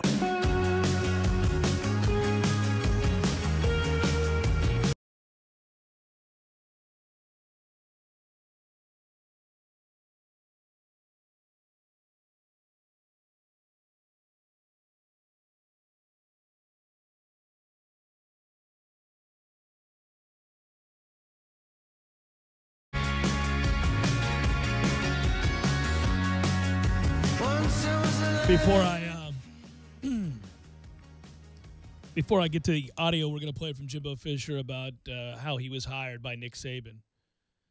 Just thought that was interesting audio to get out of Charlotte from the pool setting there. He talks about being hired by Nick Saban. I'll play that in a moment. Before I do, Tom, I wanted to congratulate you. I know how excited you must be for your team, Roger Federer getting the big win at Wimbledon. Probably nobody happier than you after all the time you've put in watching Roger Federer and cheering him on from afar. Man, they got sick of me at the Midtown Tavern in Halifax. I was there every other day to watch him march on his way towards yet another Wimbledon. I believe that would be his 8th. That is his 8th. And the red carpet was rolled out, certainly, because Djokovic had to retire before he even got to the semis, and Nadal got ousted by the guy from Luxembourg. And then who was the last? Oh, Andy Murray. Yeah, Andy Murray lost too because he got hurt. I guess his hip was giving him trouble, and he lost to Cilic. These guys are brittle. Djokovic has just fallen to pieces How does a guy – that is the craziest thing that has happened in a long time. I mean, that guy had emerged quite clearly as the best player in the world and was well on his way to an all-time career. It's already an incredible career, but an all-time career when just forget about it. I'm just not going to win anything anymore at all ever. Yeah, I have to say. It's bizarre. That as far as Roger goes, too, as soon as he won the semis and he had his C game, I mean, he did not play well at all, but he beat the Canadian Roundage in straights. He won 2 tiebreakers to start. I hardly watched the final. I knew he was going to win. Well, and because I was waiting for his bad performance, and that was his bad day. You know, Trey talks about it often. The second time today I mentioned that, but you know, pros on the weekend, they might have 2 good rounds over the course of 4 on a given weekend, where everything's working. Right. But then they certainly have a day where they have to fight it and just come hell or high water, get in at 72 or 73. You gotta put don't play yourself out of the tournament, sure. And that was Roger in the semis, and he survived it in straights. I mean, he was never broken the entire tournament. Okay. Well, because when you're as balanced, when you play every aspect of the game exceptionally well, exceedingly high levels across the board, and you have court movement that has never been seen before. There's an elegance to his game that has never existed in the history of tennis on the men's side. That is remarkable, and you can fall back on that footwork when certain things aren't going well, whether it's first serve percentage, whatever it might be. I think the great part, the captivating part about Federer is he is as graceful off the court when he's dealing with the media as his game is. Sometimes a guy's, post-game or post-match, whatever it is, demeanor doesn't match the way they play, like a gentle giant, for example. McEnroe talks about that with him, that guys in the locker room want to find something to dislike about him so that they can have a chip on their shoulder when playing him or an edge or something to get to him, but he doesn't do anything that allows for that. But I was yelling at the TV when he said that. That alone pisses me off. It's not human. Like, that would anger me. Like, well, this isn't right. You're too good to be true. But he is historically that way, yes. Yeah, it's like the guy at work who is so thoughtful and so nice. You're like, man, in his personal life, he's got to be some sort of deviant. That dude kicks puppies. Right. And then you realize when you're out and about, you say, nope, nobody on this freaking planet has a bad word to say about this dude. I went to high school with this guy named Kenny who did everything right, straight A student, learned to speak French in like an hour. It was the nicest guy you've ever met. The nicest guy you've ever met, and so much so that I was always suspicious. I don't know about all that. How are you, Jeff? It's great to see you again, buddy. Everything going well in your life? How's class? Can I help you with anything? I mean, just a nice, and he didn't even mean it demeaningly. O.J. Simpson here for Hertz Rent-A-Car. And I would think. I was like, I don't know about you, Kenny. So fast forward like 20-something years, I hadn't thought of Kenny at all, and my mother ran into him, and I go, was he still super nice, like almost uncomfortably so? She goes, God, he's just the nicest guy. He gave me a huge hug, said it's something about he's missed me. It's been years. How's Jeff doing? Where is he? I always loved Jeff. And then damn it, he's still that way. I'm telling you, he's torturing something. When he's not at work, he's doing something that he shouldn't be doing. It's going to come out, but I think maybe Kenny's just really nice. That was my late Uncle Vinny. He was that way. He would stare at you intently to hear your story. Because he cared deeply about what you had to say. He did. More than anybody should. And he was didn't care as deeply as he did about what you had to say. He'd hang on every word. He'd go, yes. No, yes, I understand.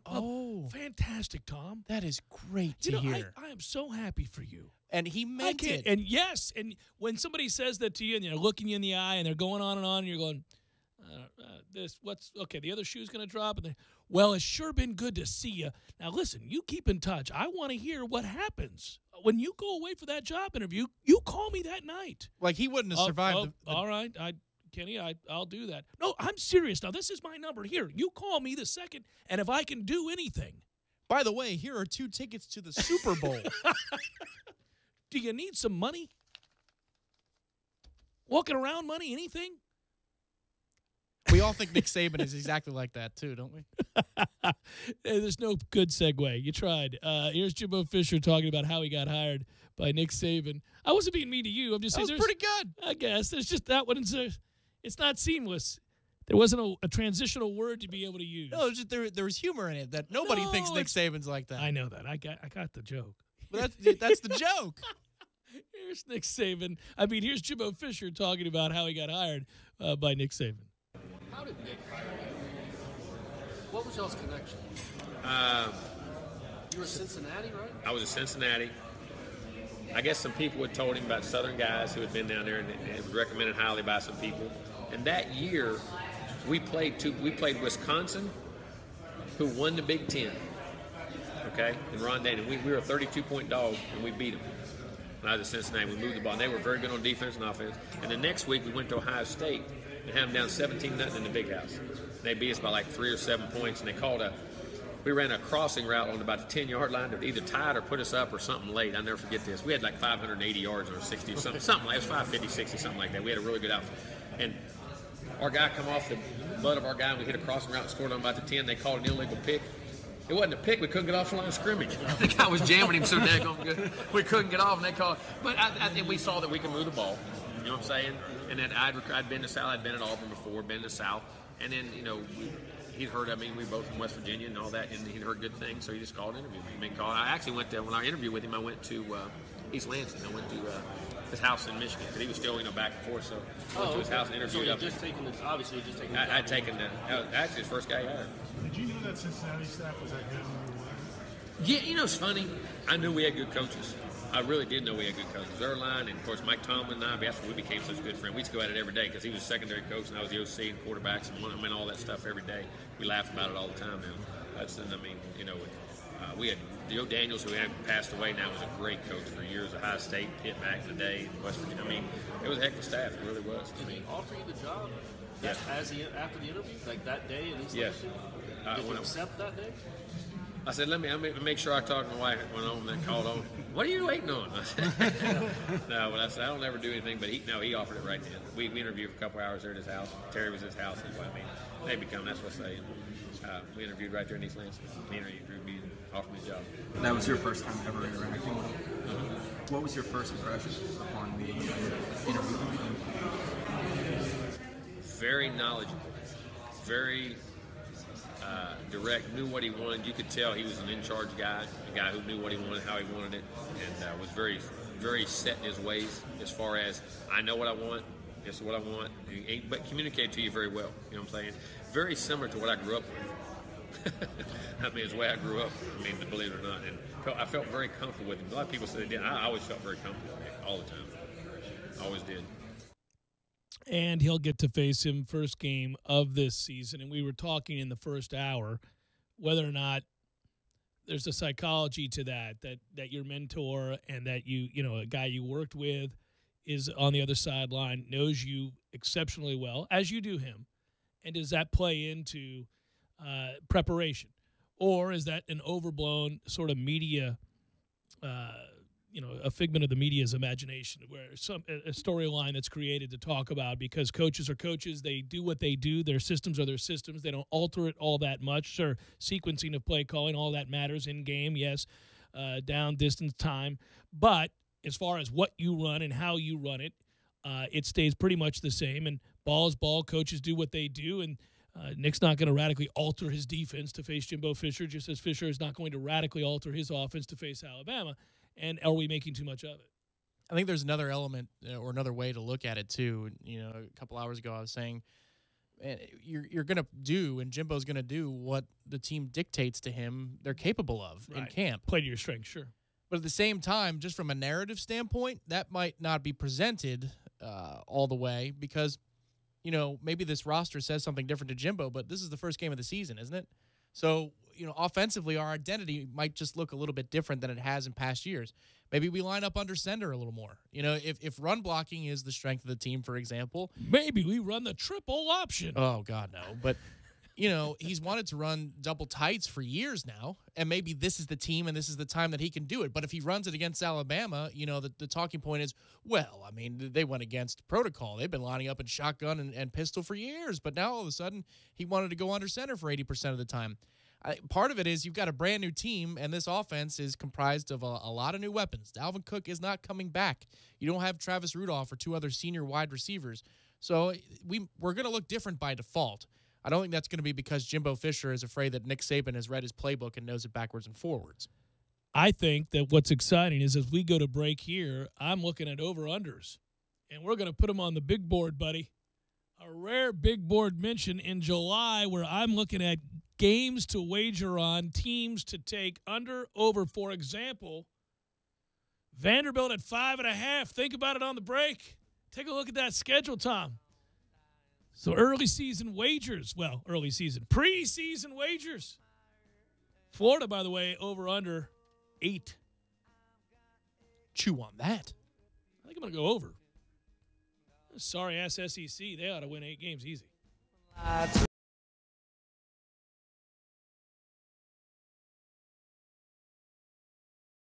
When you're in need of auto repairs, look no further than Nice Tire and Auto Service. Nice has been in business for 16 years with long-term, knowledgeable sales associates. They have the latest wheel balancing machine in the industry. And for passenger vehicles, they service AC, brakes, suspension, tune-ups, and much more. Never sit through a long wait. Nice Tire and Auto has 10 service bays to get you back on the road quickly. If you have tire problems, check out their large inventory with various Goodyear and Michelin tires. Nice Tire and Auto Service, 4792 Bluntstown Highway, 574-4100.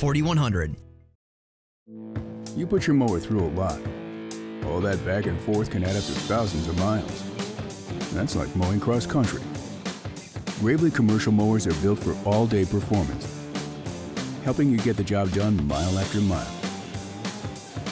Gravely, built to mow the distance. Get your Gravely motor only at TNT Supercenter, your one-stop shop for work or play. 14585 Highway 19 South, Thomasville, Georgia. TNTSupercenter.com. I'm talking tough, like a state of mind. Tough, like a soldier on the front line. Tough when it gets rough, like my Ford truck, always enough. I'm talking tough. Franklin Spring Creek Ford, the place to find your next truck in southern Georgia. I'm talking tough. Hey y'all, we're Chris and Preston from Low Cash. Head to Franklin Spring Creek Ford and see them about all of your vehicle needs. Parker Brothers Roofing says don't play games with your roof. Protect your home and your family. The Parker Brothers tell you the truth. We'll fix your roof, 'cause it's what we do.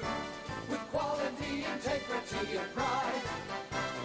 Parker Brothers Roofing, professional every time. Stay safe and dry inside. Customers constantly tell us that they're getting several estimates to compare apples to apples. You ever bite into an apple and find out the inside is rotten? Cheap roofing quotes are just like that rotten apple. Quote looks shiny and delicious because it's the cheapest, right? But you wind up with that rotten apple that leaks or starts to fail immediately. All roofing quotes are not equal. Cheap estimates equal cheap materials, subpar labor, or both. For quality that lasts, call us at 656-8112. Parker Brothers Roofing, professional every time. Stay safe and dry inside. License number CCC 049350. The City of Tallahassee Utilities, America's #1 public utility, says it's summertime, and summertime is the time to go green and save energy. Here are a few simple things you can do right now that will save energy while you try to keep out of the summer heat. First thing, get your air conditioner checked out and change your air filters. You'll be pleasantly surprised at how much energy and money you can save. Going away from home on vacation? Why not purchase a programmable thermostat to regulate your air conditioner while you're not at home? Talk about an investment that'll pay energy savings dividends. Make an appointment right away for a free energy audit from the City of Tallahassee Utilities. You never know how much energy you can save until you do it. The City of Tallahassee is offering insulation grants. Why not apply for one? Did you know that the City of Tallahassee offers loans to help with the purchase of solar water heaters? Visit talgov.com/YOU for information on loans and rebates. So stay cool, go green, and save energy all summer long. A message from the City of Tallahassee Utilities, America's #1 public utility. Tallahassee loves the corner pocket as much as a crystal ball winning catch. He's looking, he lost it to the end zone. It's Benjamin! Touchdown!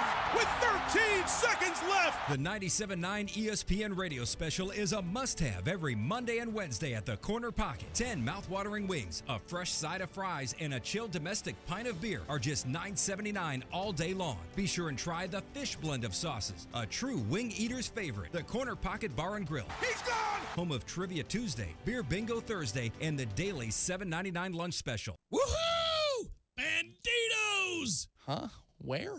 Banditos Burritos, baby. This Day in Sports brought to you by Superlube. Superlube, 19 Tallahassee area locations. Quick, convenient, no appointment necessary. This day in sports history. July 18th, 1927.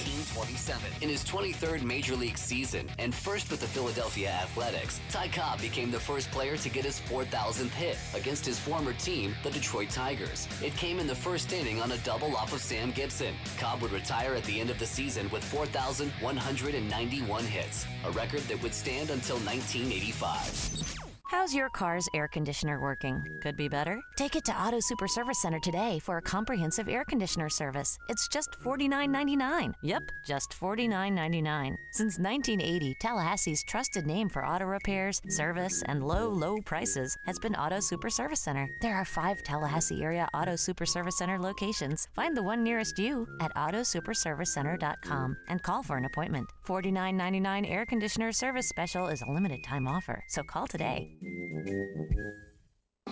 Live from the Dale Earnhardt Jr. Buick GMC Cadillac Studios in the capital city of Tallahassee, this is the Jeff Cameron Show on 97.9 ESPN Radio. Lawn Maintenance Tuesday, presented by Miller's Tree Service. Call Miller's today at 894-TREE. That's 894-8733.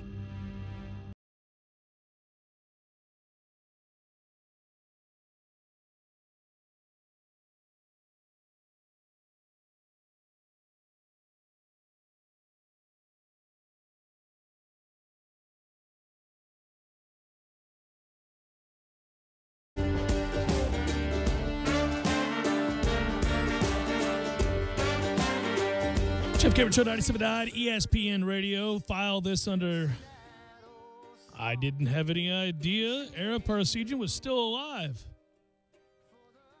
Legendary Notre Dame football coach Ara Parseghian. Do you even know who he is? No. On this side of the glass with the mic off, I said, oh.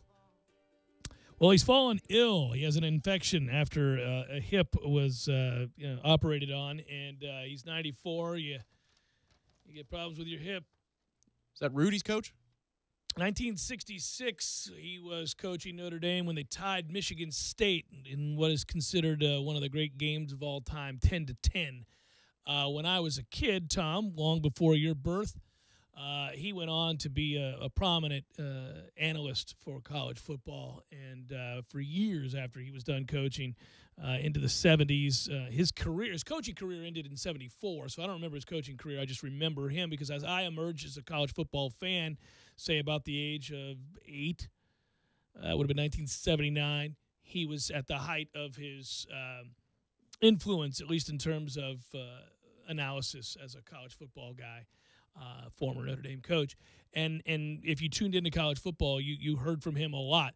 I thought that dude died 20 years ago. That's why I was making fun of myself. When I read that today in the sports section of the USA Today, I saw where they noted that he had gotten ill, and I was like, what? That dude's dead. This is wrong. And then I read that again closer, and I realized, okay, nope, he's still around. I'm suddenly reminded that I need to get a bite for this particular circumstance from The Godfather when they pull up and Tom Hagen is in captivity. And he goes, he's still alive. Yeah. Well, we do this a lot. I mean, once a year minimum, there's somebody that comes up over the course of conversation, either in sports or entertainment, somewhere, and one of us goes, wait a minute, so-and-so's dead? And the famous one is your devastation surrounding Michael Clark Duncan. It's not easy to talk about, man. It's still my favorite facial expression, where you were so initially angry at me because you thought that I was assuming something that simply wasn't true about a guy you really, really liked, and the mere thought that maybe he was dead bothered you, and your uncertainty as to whether or not you were right and I was wrong led you to all at once furrow your brow, look at me kind of concerned that I was speaking untruths on the air and that you needed to interject that he was very much alive. But then you weren't so certain. And I'm like, yeah, he's dead. And then I was certain in the way that I said it, and you were suddenly called to question yourself. And your Google search with inside of like 4 letters. It said Clark Duncan dead after I put, And you went, the son of a bitch. I said it loud. I go, oh, no, that's a search term. The fact that that's a search term is the best. And, man, and you delivered that news to me. I mean, I did, there on the air. Paul Revere, could have gotten that news to me on his horse before you got that news to me. I laughed so hard at the fact that you were that angry, concerned, deeply saddened inside of 20 seconds. That can't. Damn it, man. Yeah, that was an exhausting day. All right, so there is the need to have the soundbite moving forward for when people are shockingly still alive and or dead. You need the sound clip. We haven't had one in a while, except for today, and you don't even know who Ara Parseghian is. But people roughly my age certainly know who he is, and I guarantee you there's some of them going, wow, that dude's still alive. They'll be as surprised as I was. Martin Landau died over the weekend. Did you know he was still alive? I did, because he was recently on a podcast on WTF with Mark Maron, and I listened to the whole thing, and he was great. I'm sure as Landau left, Maron said, I'm glad we got that in. Well, he was sharp as a tack, and when you listen to it, he was, at least from a brain activity standpoint, he was not lacking. He was all in, and he had a really cool interview reflecting back to when he was a real young man in New York. The whole thing, it was really cool. Whenever they're able to get somebody of that stature and that age, people remember towards the end of his career as in Ed Wood, the role he played. But Crimes and Misdemeanors is still one of the great films of all time, and he's incredible in that. And so, anyhow, he was great. And it'll be not even a month from now, 3 years since Robin Williams passed away. 3 years? 3 years without Robin Williams. Yeah, August 11th. That I'm surprised by. 3 years. I mean, obviously we knew he was dead. Neither one of us. No news here. Hey, well, why don't you look up while we're at it, since there's been an influx. Philip Seymour? Yeah. That's who we always go to, right? You're going to go, 9 years, Jeff. He's been dead for 9 years. No way. It's impossible. Yeah, we do always go to Philip Seymour. He died February 2nd, 2014. So there you go. He and Robin Williams died 6 months apart. That's rough for the world. The oddity, by the way, is that I don't know. You know how you do the thing where, oh, yeah, I was talking to my friend Steve, and the next thing I know, he told me this. Or I was on the air talking to Jeff, and he informed me Michael Clark Duncan had been dead for some time. I was in Publix when Philip Seymour Hoffman died, and I was walking down the aisle, the cereal aisle. I'll always remember this. And I was deciding whether or not it was going to be Golden Grahams or Raisin Bran. Instead, it was death. That's right. I was about to grab my phone to text my wife and say, we feeling some Golden Grahams or Raisin Bran? And then, bzzz, Philip Seymour Hoffman died. Damn it. Guess I'm going with the Golden Grahams. that's I'll always remember it. Is it going to be harder for you when either... Oh, good Lord. What are we doing here at the end of the show? John Goodman? He's dead. John Goodman's not dead. Oh, sorry. You're right. He's not. John Candy's you almost dead. did it again. You're like, what are you saying to me? You almost did it again. I've been rocking back and forth in my bed tonight. You had the concerned look on your face just he's in like 7 movies in the last year. Or Jeff Bridges. Oh, man. Yeah. I'm asking you to rank them. Well, Bridges,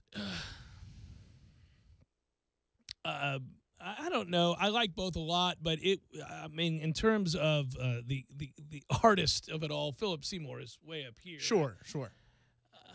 Yeah, but they're just lovable. They're wonderful guys. Yeah. I don't know. I'm still bothered that John Candy's dead, and he's been dead for like 42 years. Me too. Every time at the end of Uncle Buck when he does the wave, they do the freeze frame of the wave, I bow my head. I go, oh, jeez. Well, it's like he's saying goodbye to me right now. Every Thanksgiving, Planes, Trains, and Automobiles comes on, and it's great. It's an awesome film, and then there are those 3 scenes in particular where, damn it, man. Yeah, it's the diner. It's obviously in the bedroom at the hotel. Oh, yeah, Chatty Cathy Doll reference, yeah. And it's when he picks him up at the train station. Yeah. Oh, yeah. The whole thing, and he's thinking back on it. That movie is brutal. It is brutal. It's a great film, yeah. Anyhow, we got to do probables. Let's knock this out. Get to. It's time for, how you say, with the pitching, probables?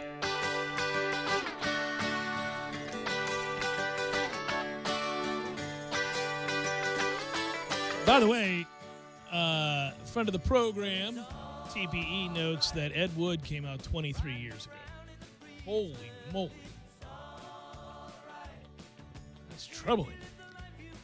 The Buccos are playing fine brand of baseball these days. If you're looking for a team to latch on to, these lovable cats of mine are fighting hard. They've done so without Mr. Gong at third base, not allowed to enter the country.